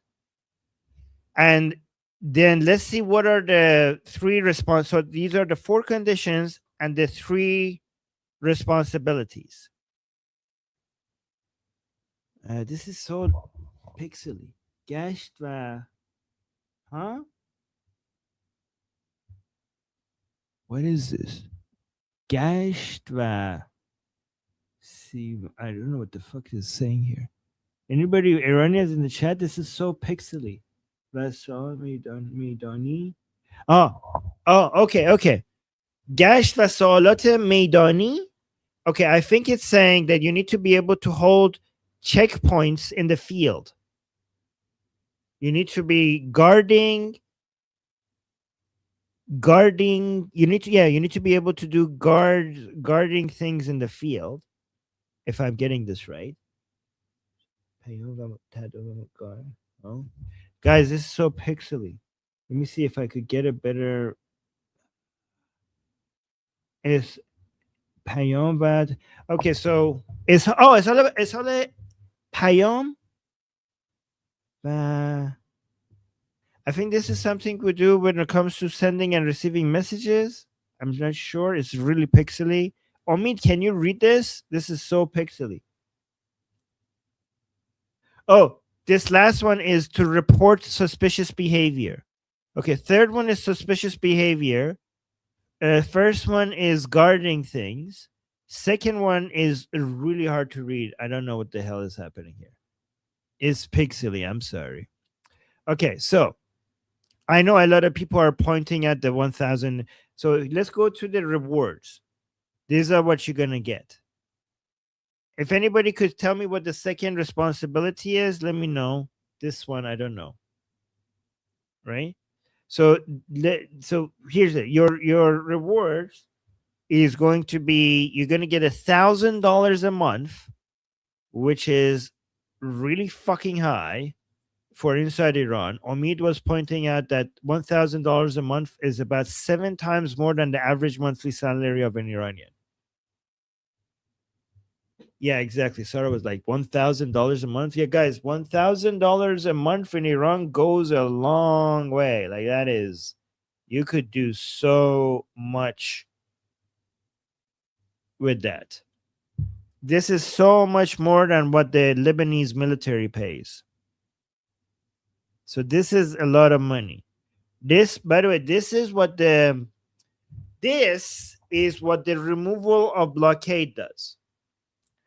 Okay, because the U.S. blockade is removed, now the Islamic Republic can pay $1,000 a month to people from Iran to be able to go join Hezbollah, which, given the current economic conditions in Iran, is going to be very fucking tempting to some poor people. $1,000 a month is a lot of money, and this is going to be very tempting. And this is what the blockade removal is going to mean, that the Islamic Republic is going to be able to afford that, unfortunately, right? So these people are going to go and kill Israelis. So this is the unfortunate part of the blockade removal, is many people are now going to go join Hezbollah and attack Israelis.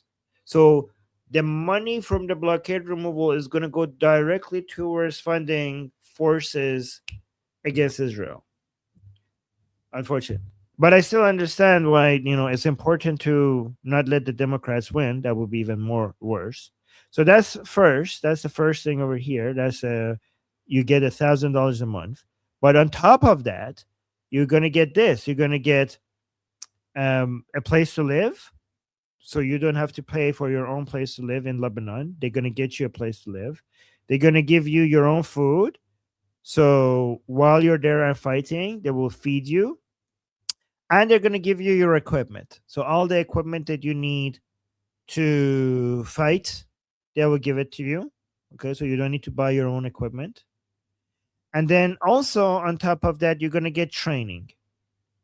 You're going to get official, say آموزش رسمی means official training. And this is saying, and فرصت ارتقا. So, and you're also going to have the opportunity to climb the ranks, get better, go up the ranks. Yeah. So yeah, beat that channel 14. Not only did we report this earlier, we went into details of what the ads in Iran is saying for joining Hezbollah. More detailed, more nuanced than anywhere else. This is why you come here. This is why you come here, guys. Does anybody bring you more nuanced details regarding this stuff compared to this channel? Does anybody like this level of detail? I mean, maybe too much detail, because sometimes people are like, yeah, this is like too detailed, and I'm gonna go, right? But anyways, I mean, I know you guys enjoy this. And see, interesting. Okay. Nobody, see, look at this. This is peak. All right. Well, I love you guys saying that. I love it. I'm not gonna lie. I enjoy you guys saying that. It makes me feel useful. I like feeling useful. I enjoy that. Sarah gave us a super chat. Thank you so much, Sarah, saying, Armin, do one of your live streams under a red light like the vocalist. Oh my god, like this? Oh my god, for maximum effect. Maybe I should do that. P.S. Love you. I love you too. Happy fur baby Father's Day. Oh, Javid Shah. Oh, Javid Shah, back at you. By day run. You know what? Yeah, you know what? I should celebrate Father's Day. I am, yeah, I should do that. Here. I wish I could. Yeah, never mind. Thank you. Thank you for the super chat. And then we got Ron. Ron just gifted us a super chat with no comment, just wanting to support us. Well, thank you. Let me heart that. Thank you. And Ellie Shiva gave us a super chat saying, Ghalibaf walked out on talks in Switzerland. Really? Is that what happened? Did he? Ali Ghalibaf.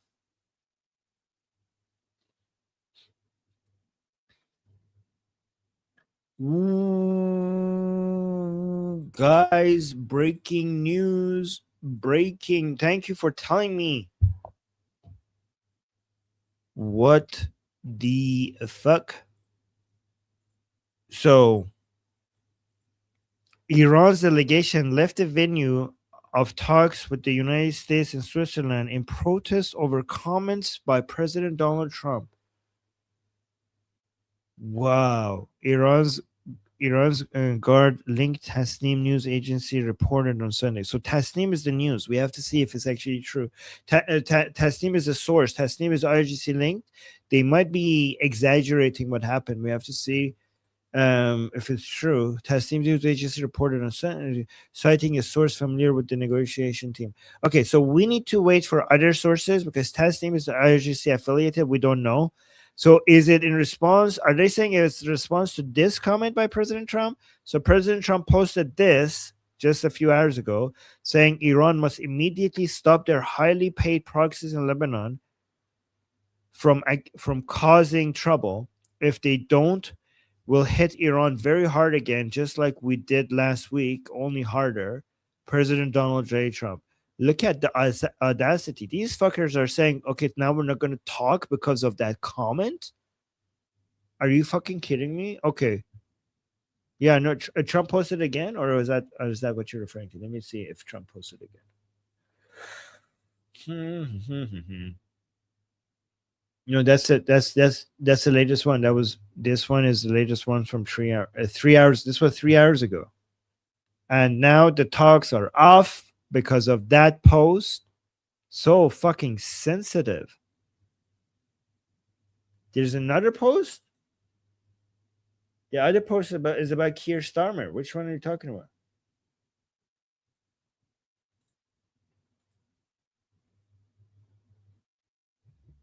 Okay. Texas, I need to give you access. Texas, can you email me and ask me for my Telegram? I'm gonna, because every time you send me a link, I have to send it to myself.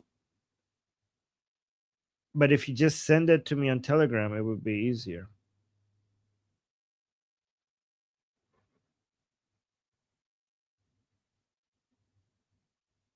But now I have it. Thank you, Texas. Let's see what just happened. Let's see what just happened. Ooh, guys, things are happening. Yeah, hey guys, good morning. I just spoke with President Trump for more than 20 minutes, and he gave some new insight and reaction about the ongoing talks that are taking place in Switzerland and the threats coming from the Iranian regime. President Trump telling Fox News that the U.S. may take over the strait in the future if they have to and collect tolls. The president described this as the United States being the guardian angel of the Strait of Hormuz and the Middle East. And the president said ultimately that would involve the U.S. taking 20% of the oil that passes through the strait. Remember, this comes in reaction to the Iranians saying they will close the Strait of Hormuz in response to Israeli strikes against Hezbollah in Lebanon. President Trump tells Fox News he spoke with Iranian officials overnight and said, you close it and you won't have a country. He went on to tell these officials, you won't even make it back to your effing country. Yeah, hey guys, good morning. I just spoke. Wait, what the hell? You won't even make it back? Did he? Wait, where is that post from Trump? President Trump tells Fox News he spoke with Iranian officials overnight and said, you close it and you won't have a country. He went on to tell these officials, you won't even make it back to your effing country. You won't even make it back to your own effing country? What? The president, hold on, this is crazy. Let's listen to this whole thing one more time. Oh, he himself told this to Fox? That is, like, did he just say that we're gonna kill you before you make it back to Iran? Kotak time? Yeah, exactly. Holy shit. That is epic. I like that. Okay, he told Trey directly on the phone. Wow, yeah, boss move. I like that. Here we go. We got angry Trump back. Hopefully it will lead to actually doing something. Maybe not. Maybe this is just going to be, but I still like it. Let's see. Yeah, hey guys, good morning. I just spoke with President Trump for more than 20 minutes, and he gave some new insight and reaction about the ongoing talks that are taking place in Switzerland and the threats coming from the Iranian regime. President Trump telling Fox News that the U.S. may take over the strait in the future if they have to and collect tolls. The president described this as the United States being the guardian angel of the Strait of Hormuz and the Middle East. And the president said ultimately that would involve the U.S. taking 20% of the oil that passes through the strait. Remember, this comes in reaction to the Iranians saying they will close the Strait of Hormuz in response to Israeli strikes against Hezbollah in Lebanon. President Trump tells Fox News he spoke with Iranian officials overnight and said, you close it and you won't have a country. He went on to tell these officials, you won't even make it back to your effing country.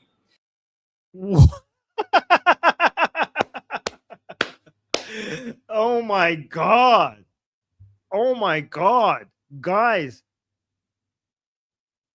this is going to this is so fucking good. First of all, it's fucking funny. Wow. President Trump just threatened politicians with death before leaving Switzerland. This is wow. President Trump just threatened not military people, but politicians with death.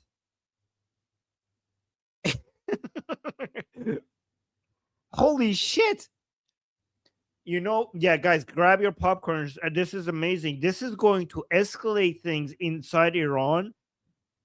This is going to make it very, very difficult to get whatever it was already difficult to get to a deal. This made it even more difficult. Imagine Ghalibaf now going back to the negotiating table, speaking to President Trump after he just told you that, yeah, I'm going to fucking kill you. Oh my God. Like I can't just imagine the internal politics within the Islamic Republic humiliating Ghalibaf if he wants to go back to the negotiating table. I could just see, you know, guys, you know what's actually even more funny about this? I'm going to give you the other side of this, because Ghalibaf was just threatened by President Trump, saying that we're not going to let you leave in Switzerland. We're going to fucking kill you. The interesting thing is that the state TV within the Islamic Republic is also threatening Ghalibaf, threatening them that we're not going to let you leave Iran. Look at this. So this is the state TV inside Iran. Look at what they're saying. So this is the other side of this that you're not going to get anywhere else. Watch this.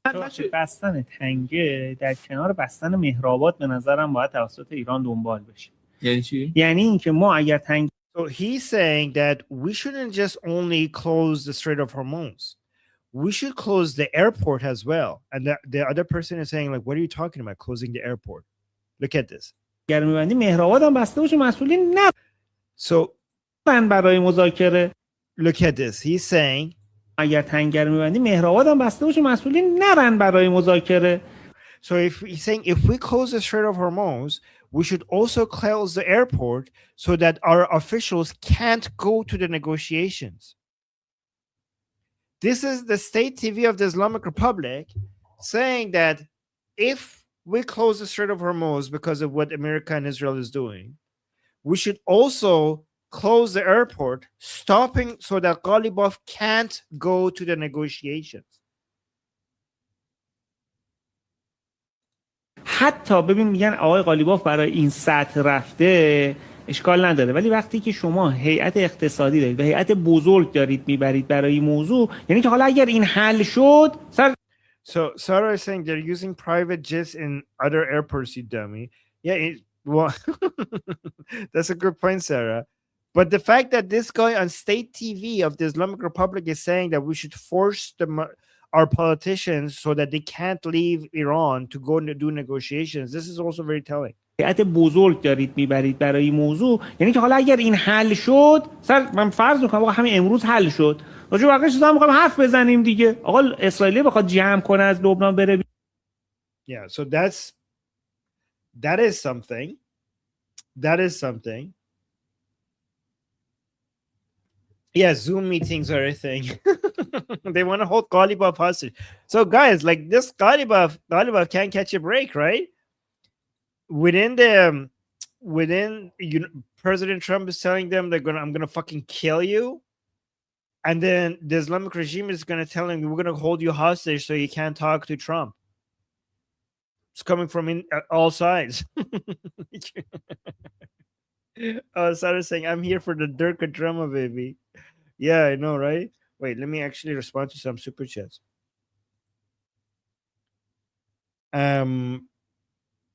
Okay. RG, thank you so much for the super chat saying, ask Haviv anything. Oh, I love that guy. Wants to contact you. Me? Wait, let me fix this thing. Ooh. Make sure this is showing. Really?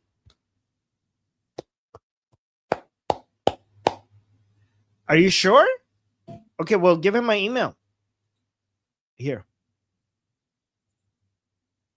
What an honor. What an honor. Guys, if you go to my X, you're gonna, this is, at Armin Navabi.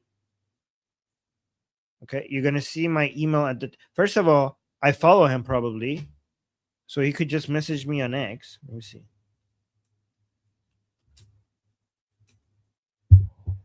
Let me see if I follow him. Yes, I do follow. Oh my God, he follows me as well. Oh my God, he follows me. Wow, what an honor. Look at that, he follows me. Okay, so if he wants to invite me, well, I mean, he could talk to me then if he follows me. Just message me on X. He has never messaged me on X. So if he messages me on X, I'll respond. So yeah, guys, go tell him if he wants to talk to me, just tell him that, yeah, just message me and I will respond for sure. I will for sure respond. This is good. Yeah, he's smart. I liked him. I like him a lot. And yes, thank you for telling me. I hope it's true. Oh my God, look at this. Thank you, Ron, saying, Armin, I reached out to Haviv's team and convinced them they need you on. They want to reach out. Okay, well, I'm waiting. I'm waiting for the reaching out. I haven't received anything from them yet. I mean, my email is there, armin.navabi@gmail.com. So just let me know when. I'm ready. I mean, yeah, fantastic. Thank you. Thank you, guys, going around and telling people to have me on their shows. You guys are amazing. Thank you for that support. I do need it. Thank you. And then Amir gave us a super sticker. Thank you. What was the super sticker? It's a coffee cup. Thank you.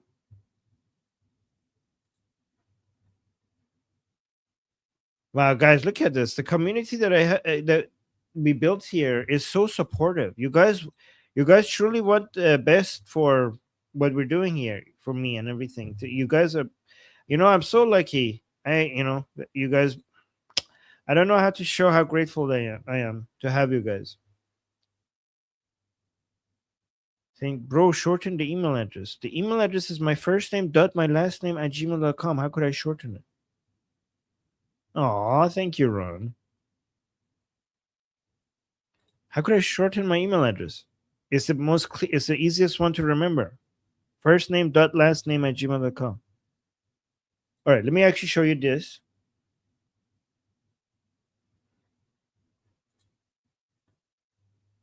Fine. You're saying fine. Okay. Okay, let me do this. Okay, so I think you guys saw this, but some of you saw it. because I'm showing you the internal tensions within the Islamic Republic, but I want to show it to you guys again.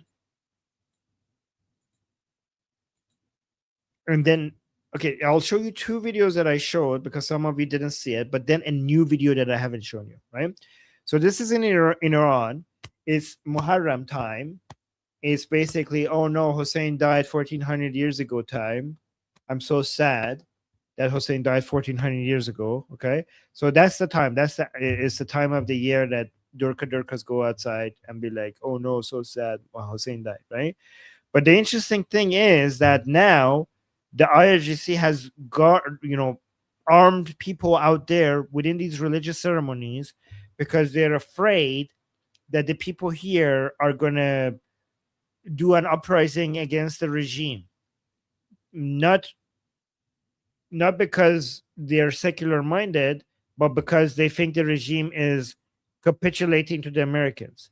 So the regime, this is a sign that the regime is now afraid of the jihadi minded parts of the Islamic Republic as well, because a lot of them think that Ghalibaf, there's a coup d'etat. So a lot of pro-regime Iranians think that Ghalibaf is doing a coup d'etat against Mujtaba, and he's taken over.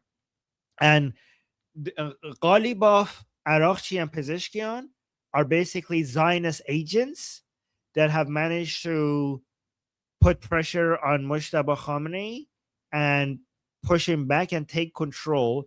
They think that the Jews don't know how to fight, and they try to come and defeat you militarily, and because they are weak in the battlefield, they fail. This is what they think.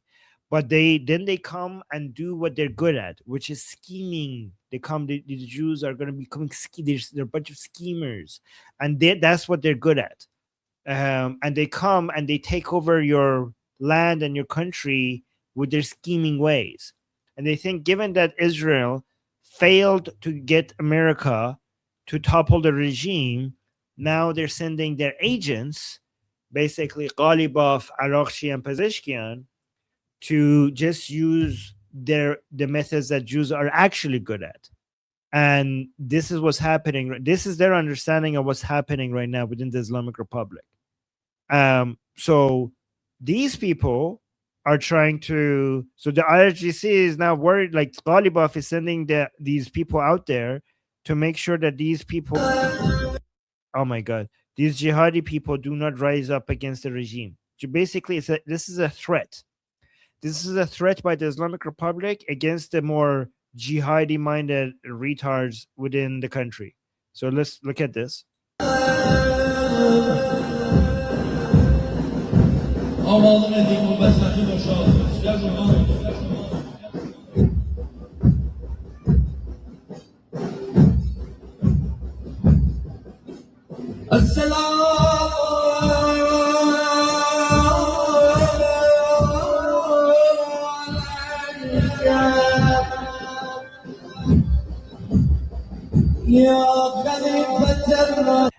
Anyways, you get the point. They're armed. You're being watched. Okay, don't you fucking dare come out and say, "Oh my God, the MOU is a betrayal of the supreme leader." We'll fucking shoot you. So shut the fuck up. That's what this message is. That's why they have these armed people there, right? And so again, I'm going to show you this other video that I showed before, but some of you didn't see it. And then after that, I'll go to a new video from inside Iran. This is a member of IRGC Navy in southern Iran. Okay, so let's see what he's saying. So first of all, note that he has pixelated his own face. Okay, he's going to act so tough and so brave and so defiant to the people in Tehran from southern Iran, but he has pixelated his own face. All right, so that's already telling, right? So let's actually see what he says.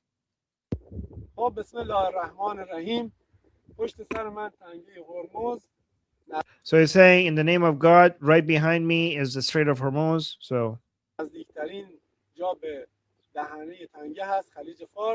So you think this is the closest place to the, to the, to the part of the Strait of Hormuz that gets very narrow? ما همچنان هستیم تو گرمای 55 درجه شرجی.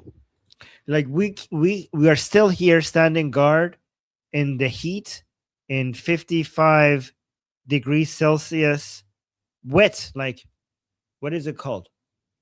It's not dry heat. Okay. It's like, what is the opposite of dry heat? Is it called wet heat? I don't know. What do you say when it's not dry heat versus humid heat? Okay.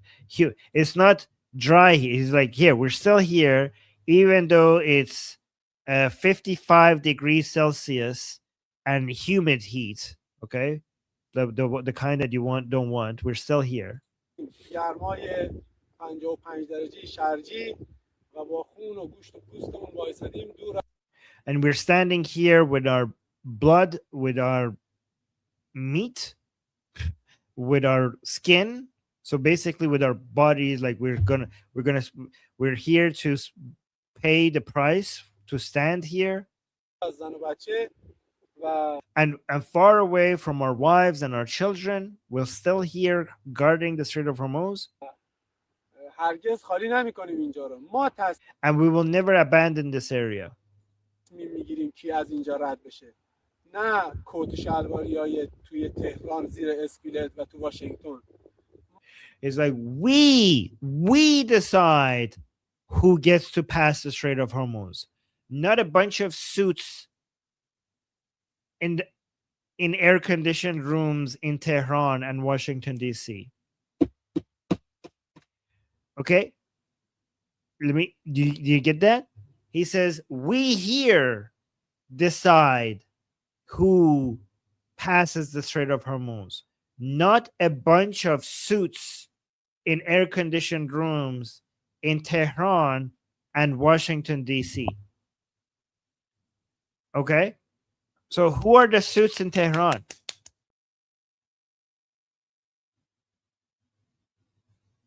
The suits are in Tehran means Ghalibaf, Pezeshkian, and Arakchi. And the suits in Washington, D.C. is basically President Trump, J.D. Vance, Rubio. So he's putting them together.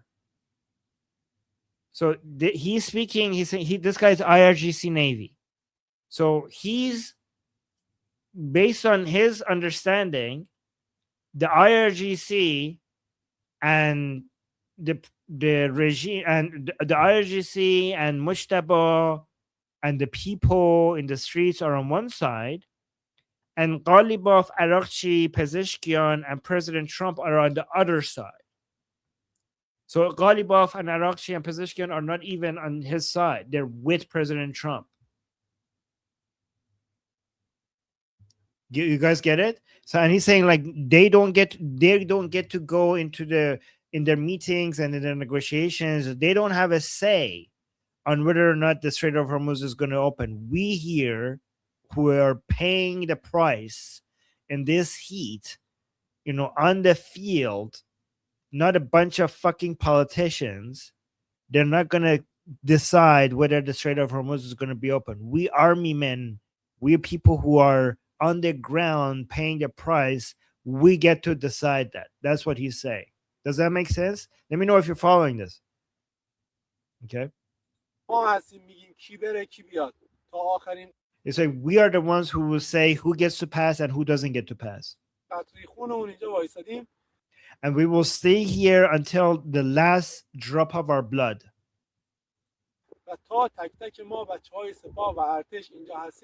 He said, and as long as the IRGC and the Artesh is here, nobody is going to have the right to pass this. He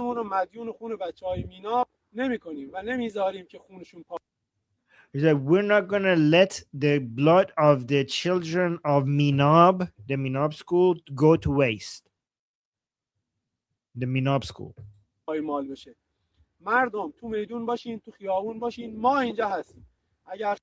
It's like,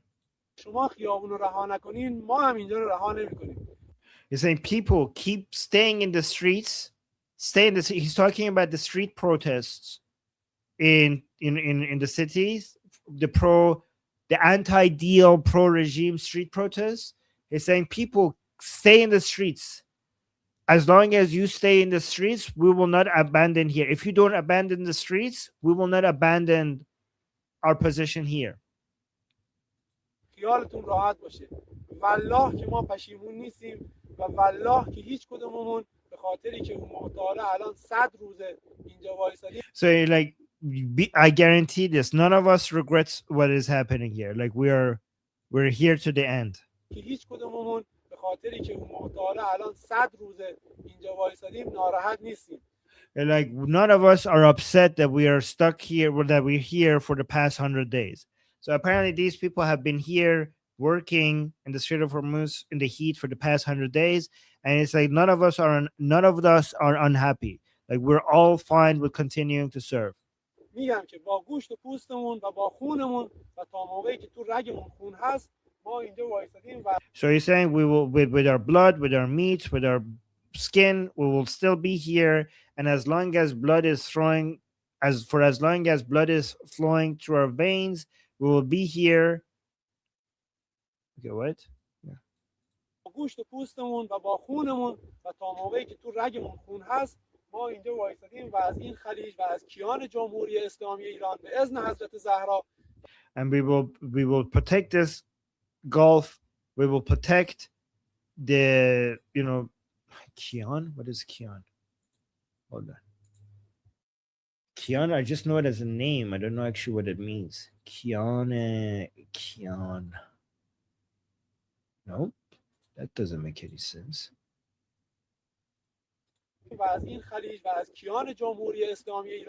So we will defend the Persian Gulf. We will defend the Islamic Republic. And in the name of Zahra, the daughter of Muhammad, in the name of my supreme leader Mujtaba,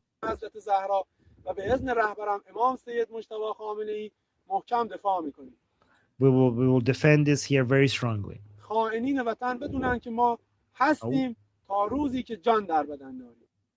Like the traitors to our country know that we will stay here until we die. So by traitors, he's talking about Ghalibaf and Pezeshkian and Arakshi. Okay, so there's that. But now listen to this. Okay, this is pretty epic. Okay, I basically, guys, what I'm showing you shows the infighting, the Durka drama. This is Durka drama. Okay, do you guys like that? Is that good? Is that helpful? Is this educational? Are you becoming more aware of what's happening within the Islamic Republic? I think this is helpful, no? I think if I think you guys watching the stuff that I bring you makes you more informed than almost everyone about this topic. Yes, okay. People in the chat are saying yes. Okay, good. Kevin just gifted a membership to somebody in the chat. Thank you so much, Kevin. And BT gave us a super chat saying, "No good military, not good militarily. How do they? Oh, the Jews. Okay, you're talking about not good militarily. How do they explain that every Arab nation who has attacked Israel militarily has failed?"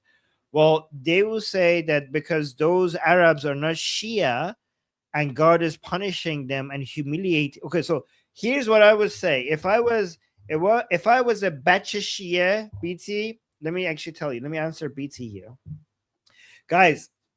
I can write these people's propaganda better than they ever can. Okay, I'm gonna tell you, BT, what would be a good response to this. But my response is so good that these Shia, these Shia boys, they would have to take notes from me. Like, I'm gonna give you such a good retarded Shia response to this that is so good that they would not come up with it themselves unless they're listening to me and they were like, holy fuck, this Armin knows how to do Shia propaganda. Okay, so they haven't said this, but this is what they should say if they were trying to come up with an excuse for this. Okay, This you want to know? Okay. This is how you respond. The response is, I'm so fucking good at this. Oh my god. I'm so good at Shia propaganda.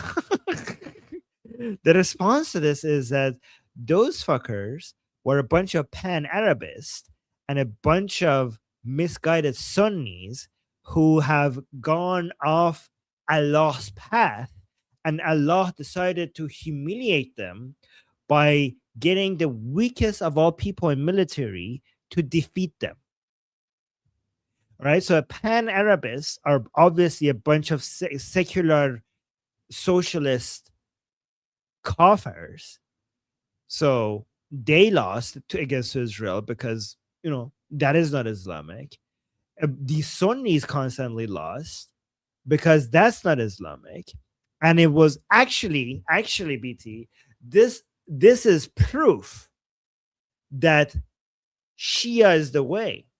Because the only force that managed to push back against Israel was when the Islamic Republic, the holy sacred Islamic Republic of Iran, under the leadership of Ruhollah Khomeini, established Hezbollah against Israel, and that was the only enemy that Israel could not defeat.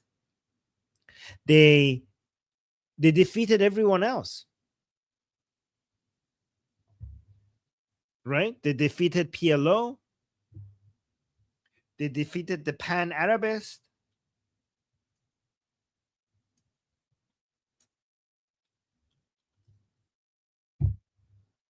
Everybody.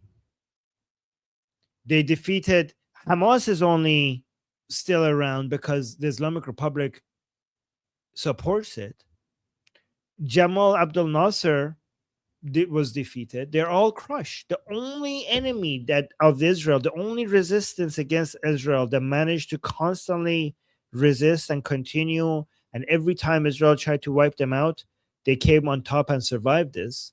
And now they're still to this very day are a nightmare to the Israeli people every single day, is Hezbollah, which is Shia, because they're on the right path they're on God's path. Some bullshit like that. And every time Israel thinks that, oh, I killed their leader, so this is done, they keep coming back stronger and stronger and stronger. This is what you would say. And look at this. Omid was saying, Armin, don't teach them. Where was this? Armin, please don't help them out. They are dumb as bricks. You give them ideas. No. I say this so that if they say it, then I could make fun of them for being so fucking predictable. Like, yeah, I basically wrote this bullshit for you before you even came up with it. So somebody's saying, but Hezbollah is getting hammered. That's what it seems like. But every time you think that this is what the pushback would be. Every time Israel thought that this is the end of Hezbollah, eventually they were exhausted and they had to stop, and Israel came back again and started bombing Israel. It's like they never die. You kill Nasrallah, you think it's the end of them. They keep they keep throwing missiles at you. You kill most of their commanders, you think it's the end of them. They keep throwing missiles at you. In fact, Israel, here's what the narrative would be. In fact, Israel thought like, oh my God, I destroyed so many of their missiles. They're not going to be able to threaten me anymore. Hezbollah has now moved to drones. In fact, they're having a lot more success with their drones than their missiles. So you thought this is the end of Hezbollah's threats in northern Israel. Hezbollah is actually even a bigger threat to northern Israel compared to before, because now they have gone into that using cheap drone technology. That's what it was saying. Like, here's what the Shia would say to you. The reason why you think that we're being defeated is because you don't understand that killing us would not stop us. You think that we're not life lovers like you.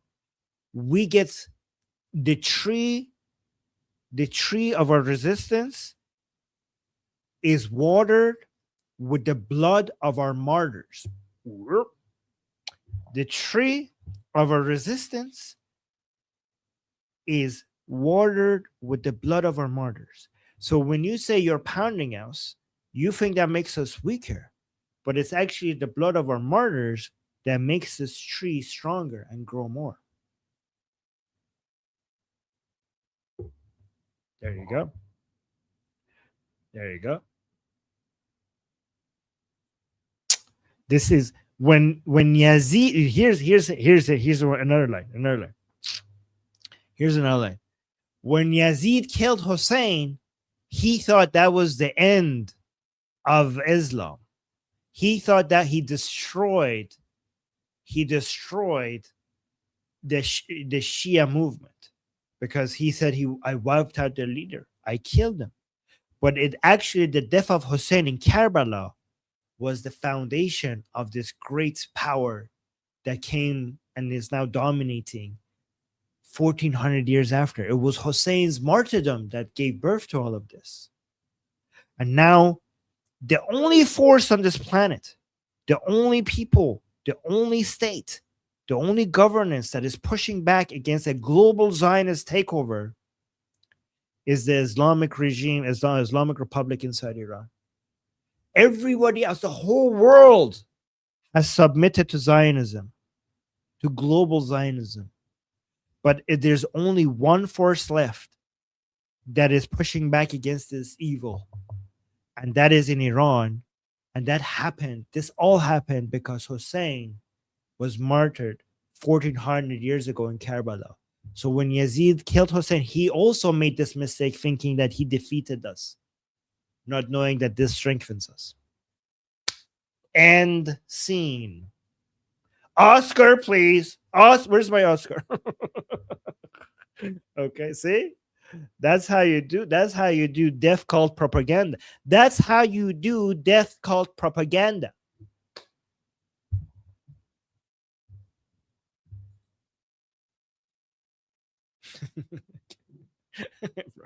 Bro, thank you guys, thank you. Okay. There you go, thank you. Oh, me saying no Oscar, but I can give you a turban. Oh my god. Yes, okay, that's also, yeah, also Sketch is saying that's also how you keep the Durka fighting the suits. Exactly. But guys, the thing is that this, me putting, telling you what they would say, doesn't it help you understand what their fucking bullshit propaganda is? Like me speaking, I think because I understand what they would say, what the most effective propaganda would say, when I tell that to you, this will help you understand your enemy and their way of thinking really well when I say that, right? I think it's education. It's not just entertaining. I think it's educational. It's more educational, actually. Ayatollah Navabi. The golden turban. Yes, that's what my prize would. Yeah. Okay, there you go. Okay, yes. Yeah, it is an unhinged mindset. Yeah. It's a death cult. MRC saying no revolution live today. No, Goldie's gonna take a break today. So no revolution live, Iran revolution live today. No. But we'll be back tomorrow. We'll be back tomorrow.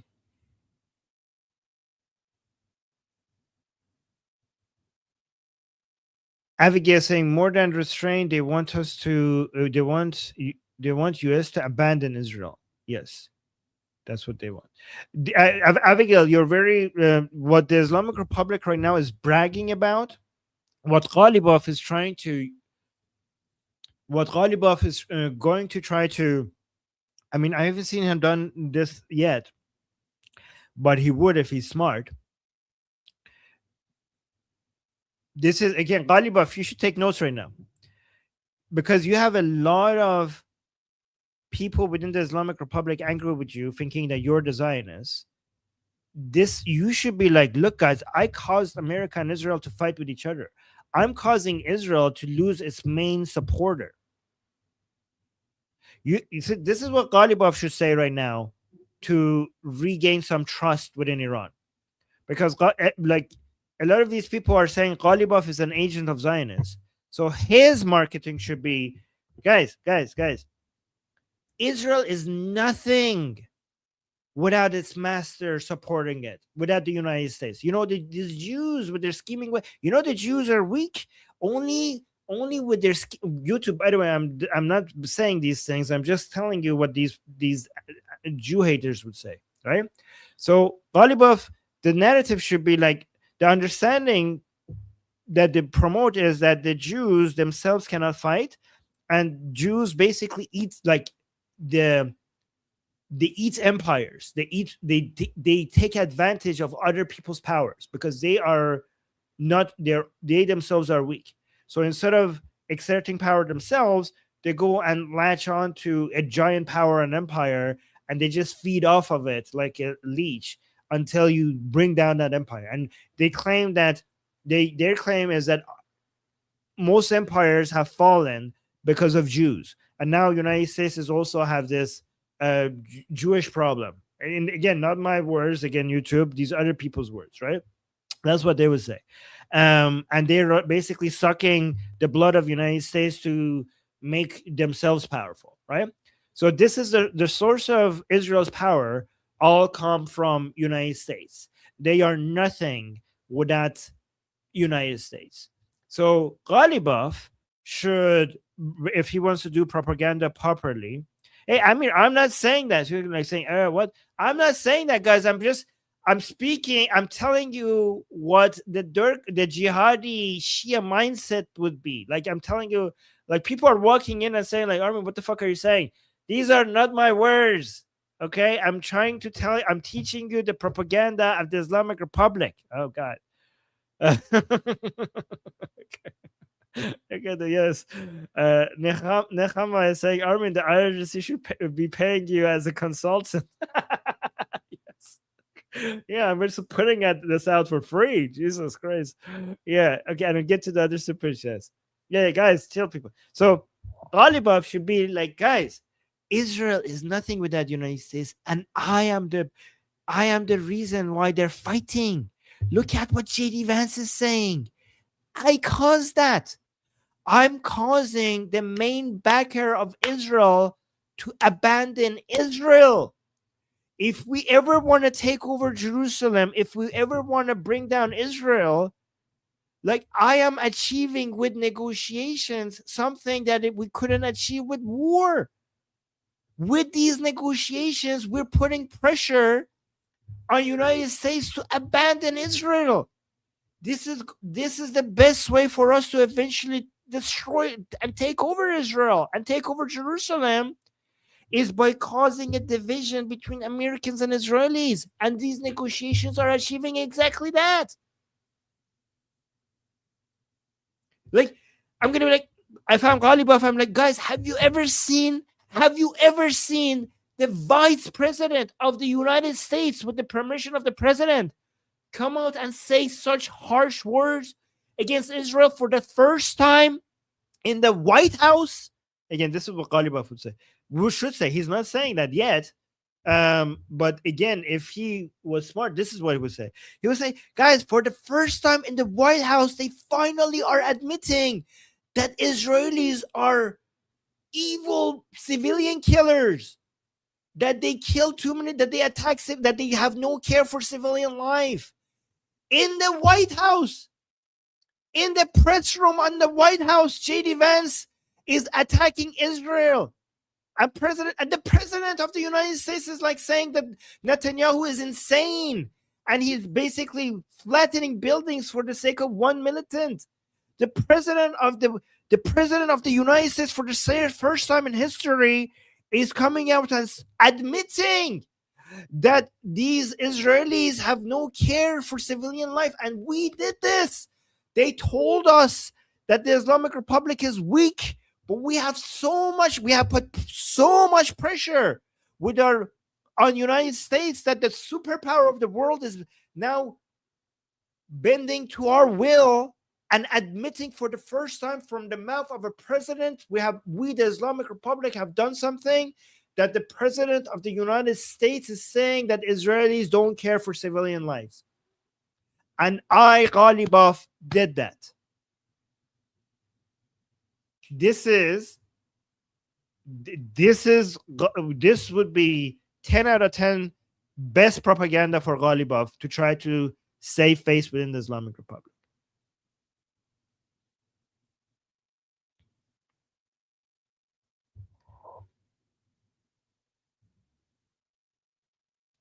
Guys, again, if you're coming in here new, I'm not saying any of this myself. Like, if anybody's raging, gonna be like, Armin, what the fuck are you saying? Look at this. People are getting upset with me.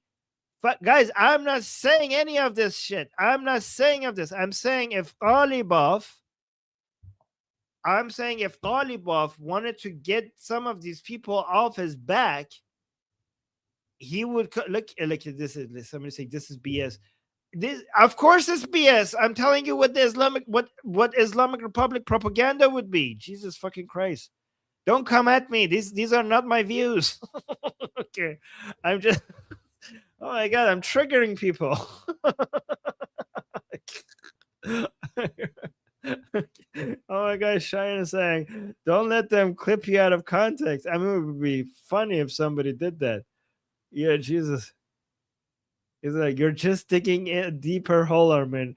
None of these are my views. Oh, okay. That guy is anti-Pahlavi? Okay, fuck him then. Trigger away. Oh my God. Breaking news. Armin switch side. Guys, you know what? If people are triggered, that must be like really effective like propaganda. Maybe I am giving the regime ideas. Jesus Christ, I have to be careful.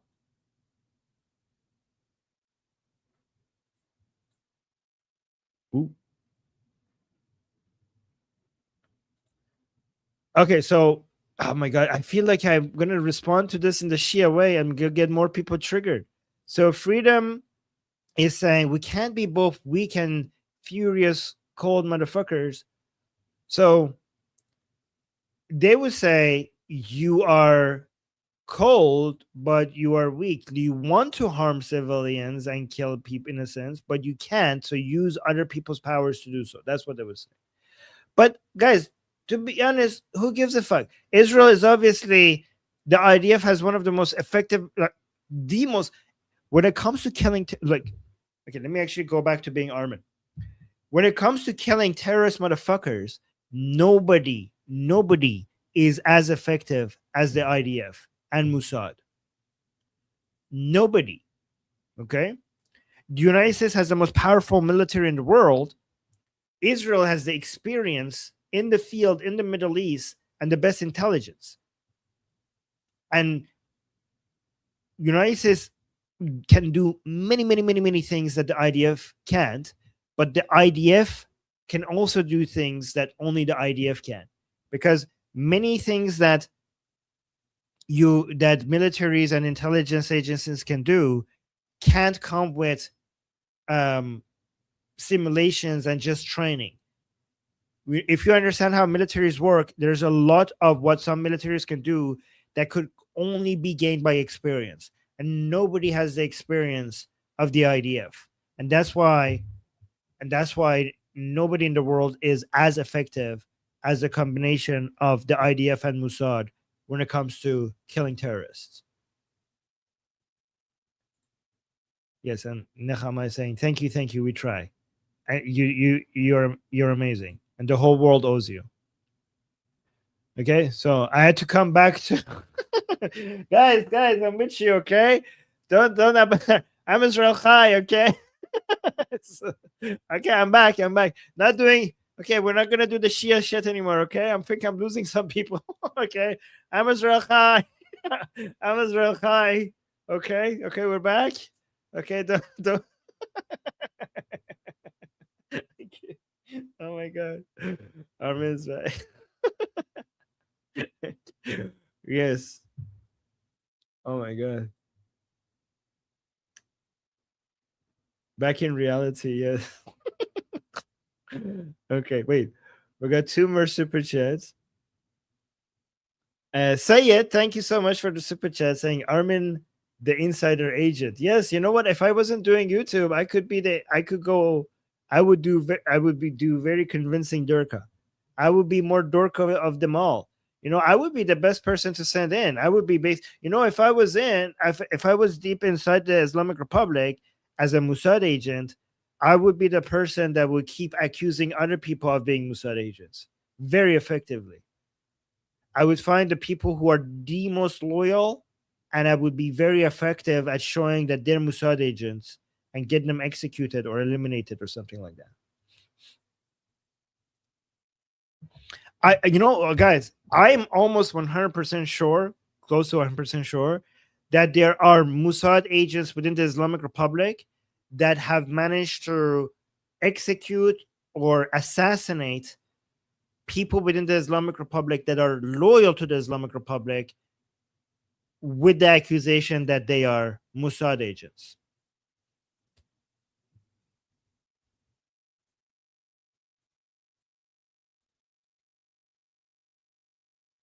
And then Rafi, thank you so much for the super chat saying, it breaks my heart to see you turning. Oh no. Oh no. It breaks my heart to see you turning on us like that. Just kidding, Javid Shah. Oh no, even reading that, I know you were joking, but even reading that was so broke my heart. Oh no. Okay, guys, group hug. It's me. Okay, it's the same old me, guys. Okay, don't. Okay. I'm the same person. Okay, I'm the same guy. Okay. Oh my God, what? That was a joke, but for some reason it broke my heart. Okay. Oh no. Okay. Wow. All right. Yes. Yeah, guys. Oh my God. Yeah. People say Armin saw the ad for $1,000 a month, and now Armin after that $1,000 a month ad. Yes. Yeah. Forget the $7,000 per post. That ad was more convincing. And then we have Amir with the super chat saying, be careful not to be too convincing with the Durka advocacy. I think Mushtaba may take a liking to you. Oh no. Okay, you. Okay. Thank you, Amir. Gingo with the super. I think I'm too old for Mushtaba. Yeah, way too old. I love you too, Amir.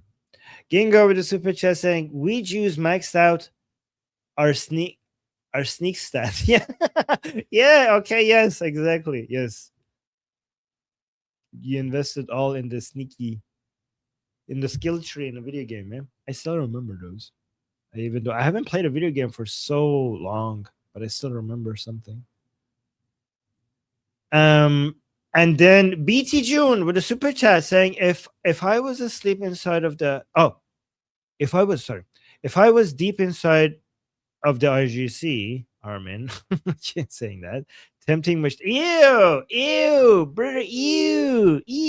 tempting Mushtaba to come out of a coma, no, stop, ew. If I was deep inside of an IRGC, BT, why are you doing this to me? Gross. Stop it. Oh my God. No. Oh, email sent? Okay, thank you, Texas.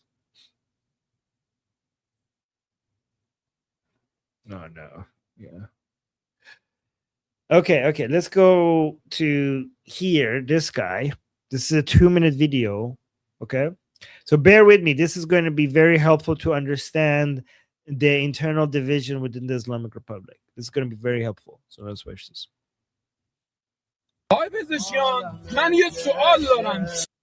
Oh my God! He put the Durka song at the background. So guys, I apologize for the Hussein Azadari Durka Jihadi song in the background. Okay, just bear with me while I translate this, and then I'll get back to your super chats. آقای پزشکیان، من یه سوال دارم. چرا حرف ولی امر مسلمین جهان رو گوش نمی‌کنید؟ He said, Mr. Pezeshkian, I have a question for you. Why are you not listening to the commander of Muslims all around the world? Zart. Mushtaba is the commander of Muslims Muslims worldwide, apparently, according to these people, right? چرا داری اتحاد این مردم رو به هم میزنی؟ Why are you destroying the unity of the people, Pezeshkian? و یه عده سایبری بیشرف به ماها میگن وحدت شکن. And there are a bunch of bots, bunch of cybery people, bunch of bots online are calling us unity breakers. Like, we're not breaking unity, you are breaking unity. Like, you people who are supporting the negotiations and the MOU, you're breaking the country's unity, not us. شماها دارید وحدت اسلام رو به هم میزنید. You're destroying the unity in Islam. Motherfucker, Shias are not even the majority of the Muslims. What the fuck are you talking about? Unity in these people think that they're the entire Muslim world.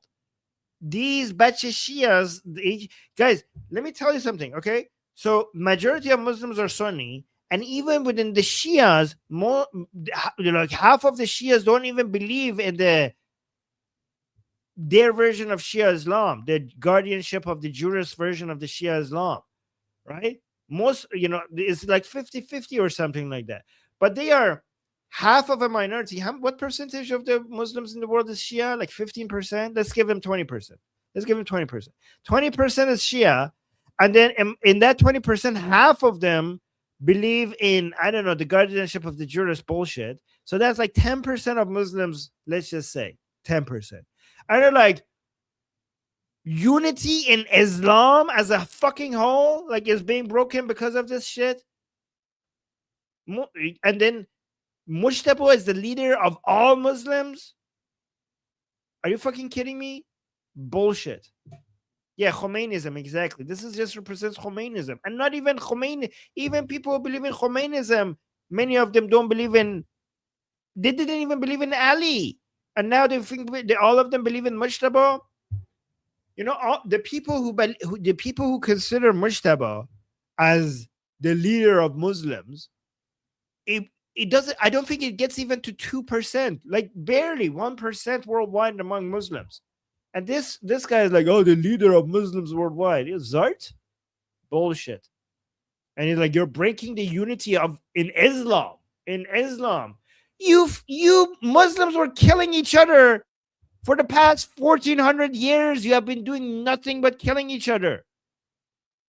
It's not just Sunni versus Shia, it's Sunni versus Sunni and Shia versus Shia killing each other. You do the most consistent thing that you guys do is kill each other. And Pezeshkian is now breaking Islamic unity? Fucking bullshit. اسلام رو به هم میزنید. حرف ولی امر مسلمین جهان رو گوش نمی‌کنید. You're not listening to the commander of the worldwide Muslims. آقای پزشکیان، شما تو کشور خودت مردمت پشتت بودن. Yeah, Pezeshkian, in your own country, the people backed you. They were behind you. سپاه یارید میکرد. The IRGC was helping you. همه یارید میکردن. Everybody was helping you, Pezeshkian. نتونستی مشکل اقتصاد رو حل کنی. And you couldn't fix the economy. So he's saying, Pezeshkian, when you became the president, the people were helping you and IRGC was helping you, and you still couldn't fix the economy. نتونستی تو این مدت مشکل گرونی رو حل کنی. So you weren't able, in this time, you weren't able to fix the affordability situation. تورم رو حل کنی. مشکل حجاب رو حل کنی. You weren't able to fix the inflation problem and the hijab problem. The hijab problem. So that he's saying that Pezeshkian, even with the help of IRGC and the people who backed you, you couldn't fix the inflation problem and the hijab problem. You know what he means about the hijab problem? What is the hijab problem? The hijab problem is women not wearing the hijab. So he's saying the fact that women are walking around in Iran without hijab, it's your fault. Yeah. Oh, yeah, exactly. Oh, he's mad about the hijab problem. Yeah. So he's frustrated with this high prices and lack of affordability and the fact that women are walking around without hijab in Iran. And he says, Pezeshkian, you couldn't fix that. Yeah, somebody in the chat saying this guy is a Mossad agent. I mean, he's as effective as a Mossad agent. These guys are helping us.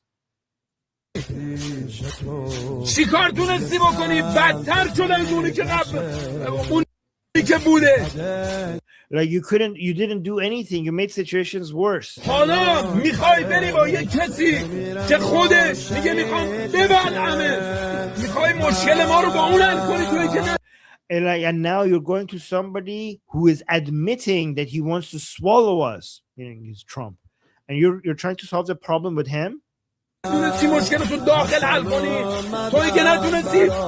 You see, you couldn't fix the problem internally and you're going and talking to that person? You who couldn't fix the inflation problem? So he's saying cars that used to be cost 100 million tumans now cost 600 million tumans. That's what you did.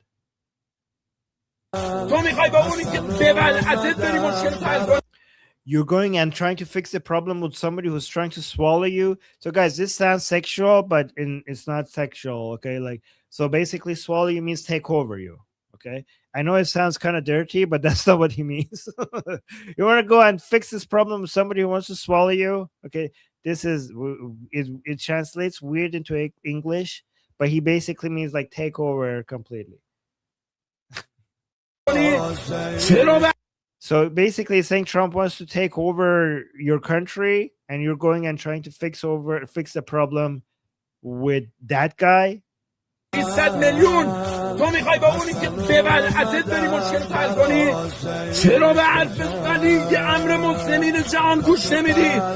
So he's saying again, why are you not listening to the commander of Islam, the commander of Muslims worldwide?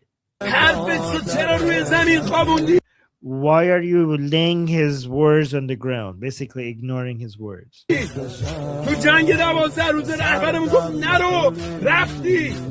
he's saying, in the 12-day war, our supreme leader told you not to go, but you went. Talking to these people.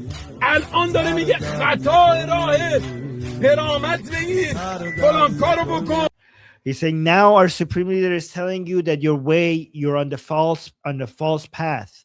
This is not the way. You should be getting reparations. You should be asking for the cost. That you should be demanding the Americans to pay for the damage that they have done in Iran. That's what you should be doing. Why are you not listening to him? Why are you not listening to our supreme leader?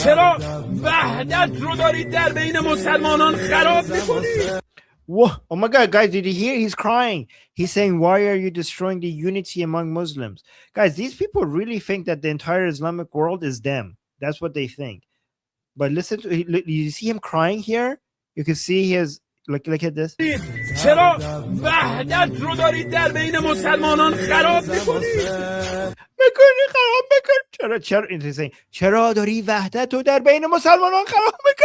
So you see, do you hear the cry? So he was saying, why are you destroying the unity among Muslims? That's what he said. He was crying, right? Yeah, boo-hoo, exactly. He cried. He just cried a little. Let's listen to his cry a little bit more here. Just go back here. Oh my God, Dorka tears.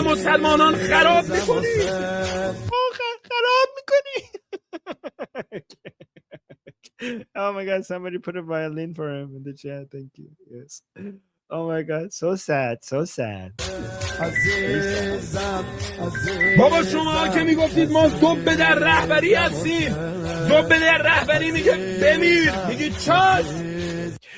Like you people who said that you're loyal to the supreme leader, loyalty to the supreme leader means that if your supreme leader tells you to die, you say, yes, sir.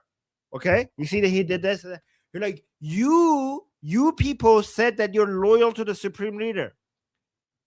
Like like extreme loyalty to the supreme leader. Saying supreme loyalty to the supreme leader means that when the supreme leader tells you to die, you say, yes, sir. That's what it means. And look at this. Look at it, the way he does it. زبده رهبری میگه بمیر میگه چاش Yeah, خب برو بمیر. خب برو بمیر. Yes, exactly. So he's yeah, go die. Yeah, exactly. Texas troops saying we agree. Yes, please just go die. Go die. Okay. میگه برو میگه چاش میگه خودتو بنداز تو جهنم میگه چاش. So if look at him, he's crying. He's saying when the supreme leader says go, you go. When the supreme leader tells you to throw yourself in hellfire, you say yes, sir. When the supreme leader asks you to throw yourself into hellfire, what you do is you say yes, sir. And look, he's crying. Poor guy, he's crying. میگه چاش میگه خودتو بنداز تو جهنم میگه چاش نگه هر کاری دوست دارید بکنید. You shouldn't be doing whatever you want to do. بابا وحدت شکنی رو شما دارید باب میکنید به والله. And like I swear to God that you guys are making it trendy to destroy unity. به کسی دارید اطمینان میکنید که دنیا داره میگه اینا خلافتون عمل میکنن. He's like you're trusting the people that the whole world is telling you that they will backstab you, right? So he's saying you guys are trusting Trump, and the whole world is shouting at you that these people are backstabbers, that they will move against you, that they cannot be trusted, and you're trusting them. داره میگه اینا خلافتون عمل میکنن. Okay, so that was some Durka tears for you guys. Just thought you might find that interesting. Let me go through some super chats. Was that helpful? I think that was very educational. I think that makes us.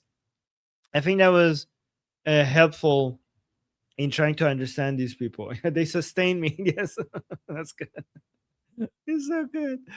Okay. Freedom is saying you need a Durka alter ego with the turban. Yes, maybe I should. You know what? That would be a good idea. Maybe I should get a turban and like a robe and then just put that on and then speak out. Yeah. You know what? I should look into doing that. I could have a full turban and a robe and just basically tell you what every time you ask me what would be the best Durka defense for this, I will just put it on. That's such a good idea. I do have a jihadi boy alter ego with like a green turban, but I want like a mullah. Maybe I should do a mullah one. Abigail, thank you so much for the super chat. By the way, you have such a beautiful name. Saying, do we have word from our immortal guards inside Iran? I'm sitting on a video that I don't know if it's legal for me to share. I'm getting legal advice. So I've gotten some. I'm gonna just follow my ex. It might be a situation that I can't talk about it on YouTube. I am in touch with some people on the ground inside Iran that are asking me to help them do something.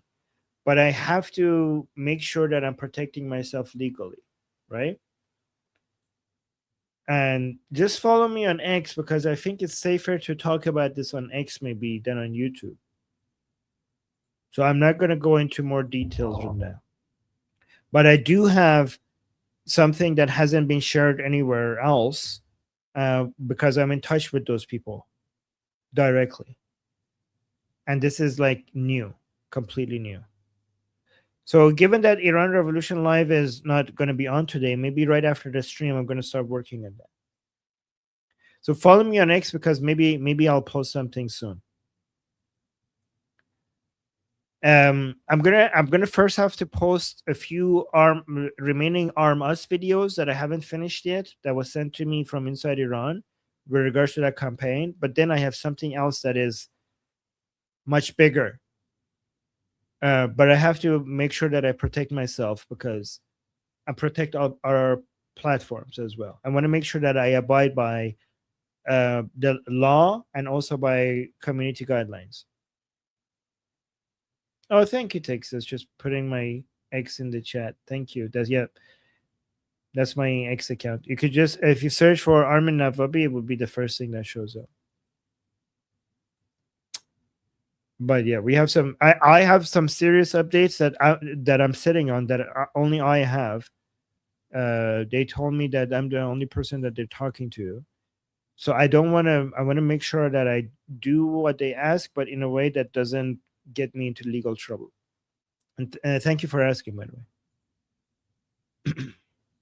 Ehef, thank you so much for the super chat saying Armin's not the supreme leader. Oh, no. Armin is not the supreme leader's type. He aged past puberty. Yeah, I know. You know what? I know that's a joke, but it is also reality, unfortunately. I think that's actually true. Yeah. And thank you for the super chat.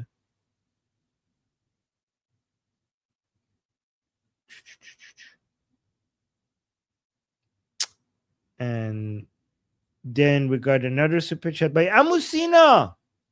Amusina, thank you for the super chat. Saying the Islamic Republic will fall, Javid Shah Payande Iran. And yes. And thank you for your support.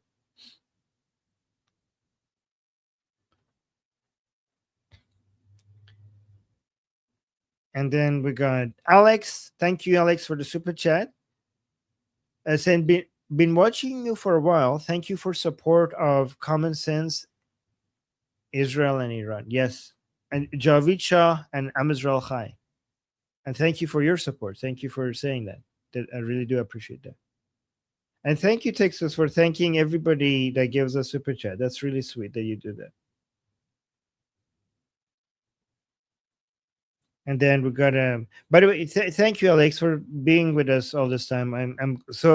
I'm happy to know that you guys like are finding the stuff that I'm saying here useful. It really does encourage me.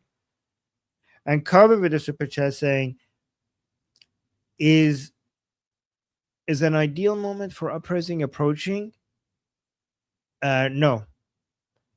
The Islamic Republic still has a lot of capability in crushing an uprising, unfortunately.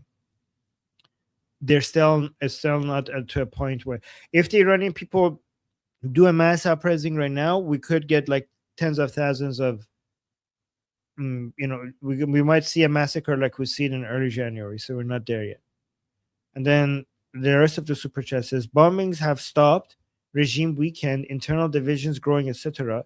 Shouldn't Pahlavi and Israel be coordinating now to capitalize before the regime recovers? The thing is that the Islamic Republic still has full ability to point machine guns into crowds of people and just kill as many of people in crowds. The problem is that as long as the Iranian people are unarmed, you have to weaken the regime to a much, much greater degree to be able to make that possible. That's the situation we're in right now. And thank you for asking, by the way. And then we got another super chat from Lior saying, no offense to Goldie, but love Armin extended stream. Oh my God, we did go longer, didn't we? Yep. Oh, I was supposed to use the fact that we don't have Iran Revolution Live to do some other stuff as well. And thank you, Leo, for the super chat. Okay, because I was supposed to get some other stuff done as well, and I didn't get that done.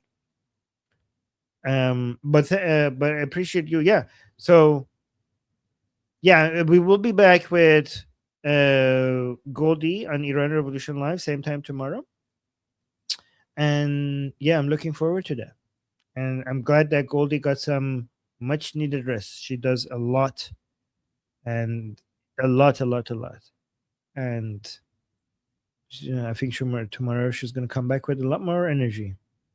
Almost 3-hour stream. Yeah, maybe I should go and do some of the work that I thought I could do now that we don't have Iran Revolution Live, and then come back. When is our next stream? Let me see.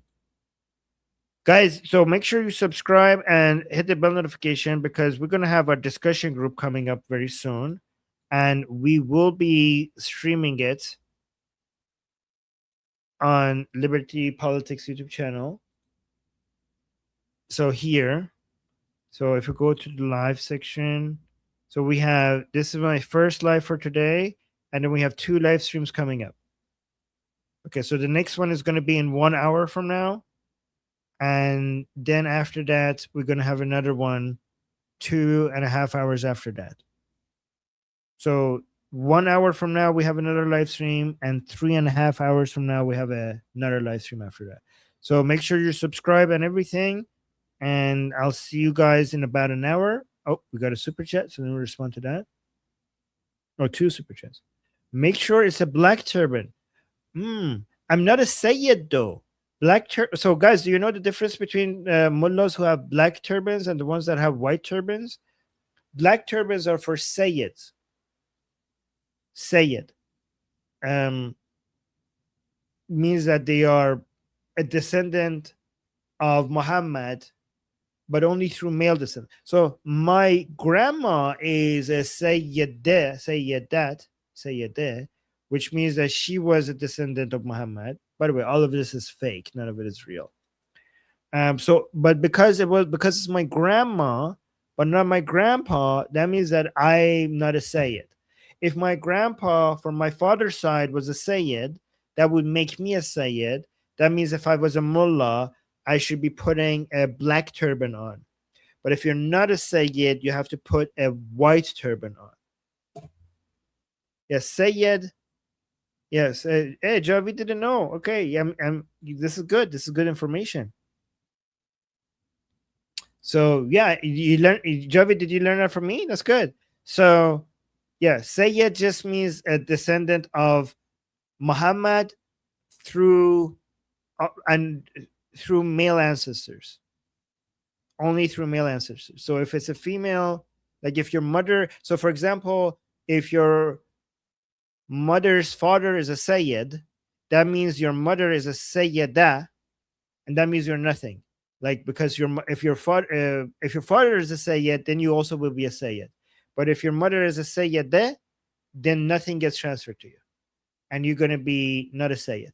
Okay, so because my grandma my grandma being a Sayyidah means that her father was a Sayyid, but that means that my father became nothing, and that means that I'm not a Sayyid. That means if I was a mullah, I would have to put a white turban on and not a black one. Oh, okay. So Joe is saying, no, I knew about your ancestry. Oh, the whole ancestry of who's a Sayyid and who's a Sayyidah is completely made up during the Safavid dynasty in Iran. They just made it up. It's just all bullshit. It's based on nothing. Yeah, exactly. So I was saying, as if they traced it back all the way to Muhammad. No, they didn't. It's all just bullshit. Oh, thank you, Javid. I appreciate that. Yeah, it's fake news. So I can pretend to be a Sayyid. Should I get a white turban or a black turban? It would be more honest if I get a white turban. But it looks okay. So it would be cooler to get a black turban, but it would be more accurate if I get a white turban. So which one should I go with? Sherry, thank you so much for the super chat, saying you need a break too, Armin. I don't know how to take a break. Somebody needs to teach me. Okay. I don't know how to do that. That's a skill that I do not have. Seriously, I don't. Even when I want to do entertainment, I try to see, like, okay, what kind of entertainment would be educational at the same time, right? So, what kind of skills I'm getting from this entertainment, right? So, for example, if I'm watching the Daily Dose of Internet, like, which I like as a form of entertainment, I'm like, this is good because I don't want to be out of touch with society, right? So I'm watching this to see what other people are finding funny these days, because if I go in too deep into politics, then I'm going to be out of touch with society. So I'm watching this and I'm enjoying it, but at the same time, it's important to be aware of other things that are happening. So Texas Strip is saying, get off the stream and go take a break, Armin. So let me tell you, Texas. Let me tell you exactly. So there's an end stream button right there. Okay.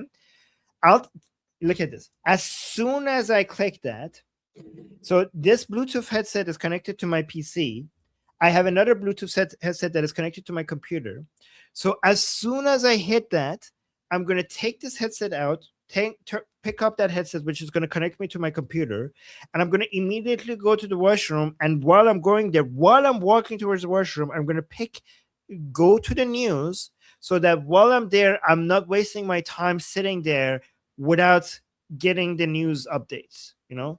So I would be like, I would find it devastating if I get there and the news is not playing in my ear. I would think like I'm wasting seconds sitting there. So I have to make sure that the news is playing in my ear before I go there. So I know that I'm doing two things at the same time when I get there. That's okay. So, and after that, I'm going to go downstairs and start eating. And, so here's an interesting thing. When I start eating, I'm going to switch from a news that it has so much details to another type of news that has less details, so I could enjoy my food. Because if I'm listening to a news that requires a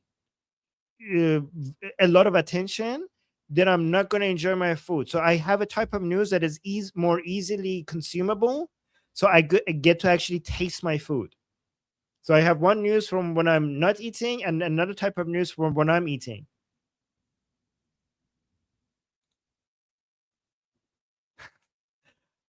Yeah, I have a problem.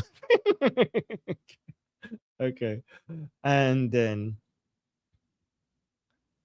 Debbie, thank you so much for the super chat saying, I also messaged Mario Nafal on this. Well, thank you, you guys. Thank you. Yeah, make sure that you show them how to contact me as well. So maybe they could reach out to me. Let me see actually what I'm talking about.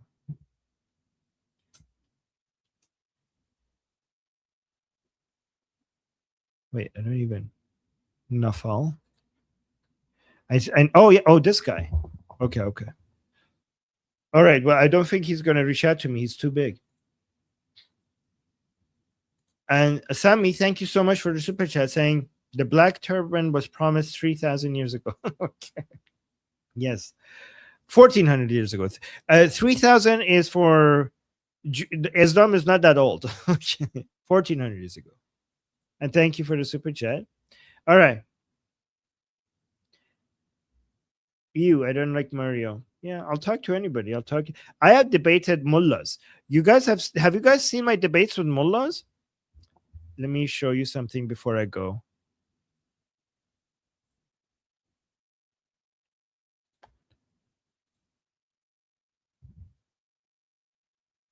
Let me see.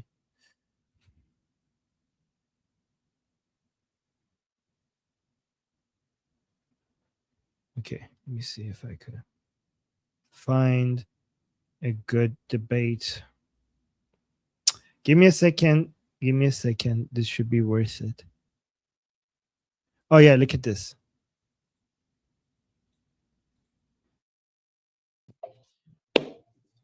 سلام به همگی، من آرمین نوابی هستم. ما الان رو کانال یوتیوب جمهوری بیخدایان لایو هستیم، روی دیسکورد جمهوری.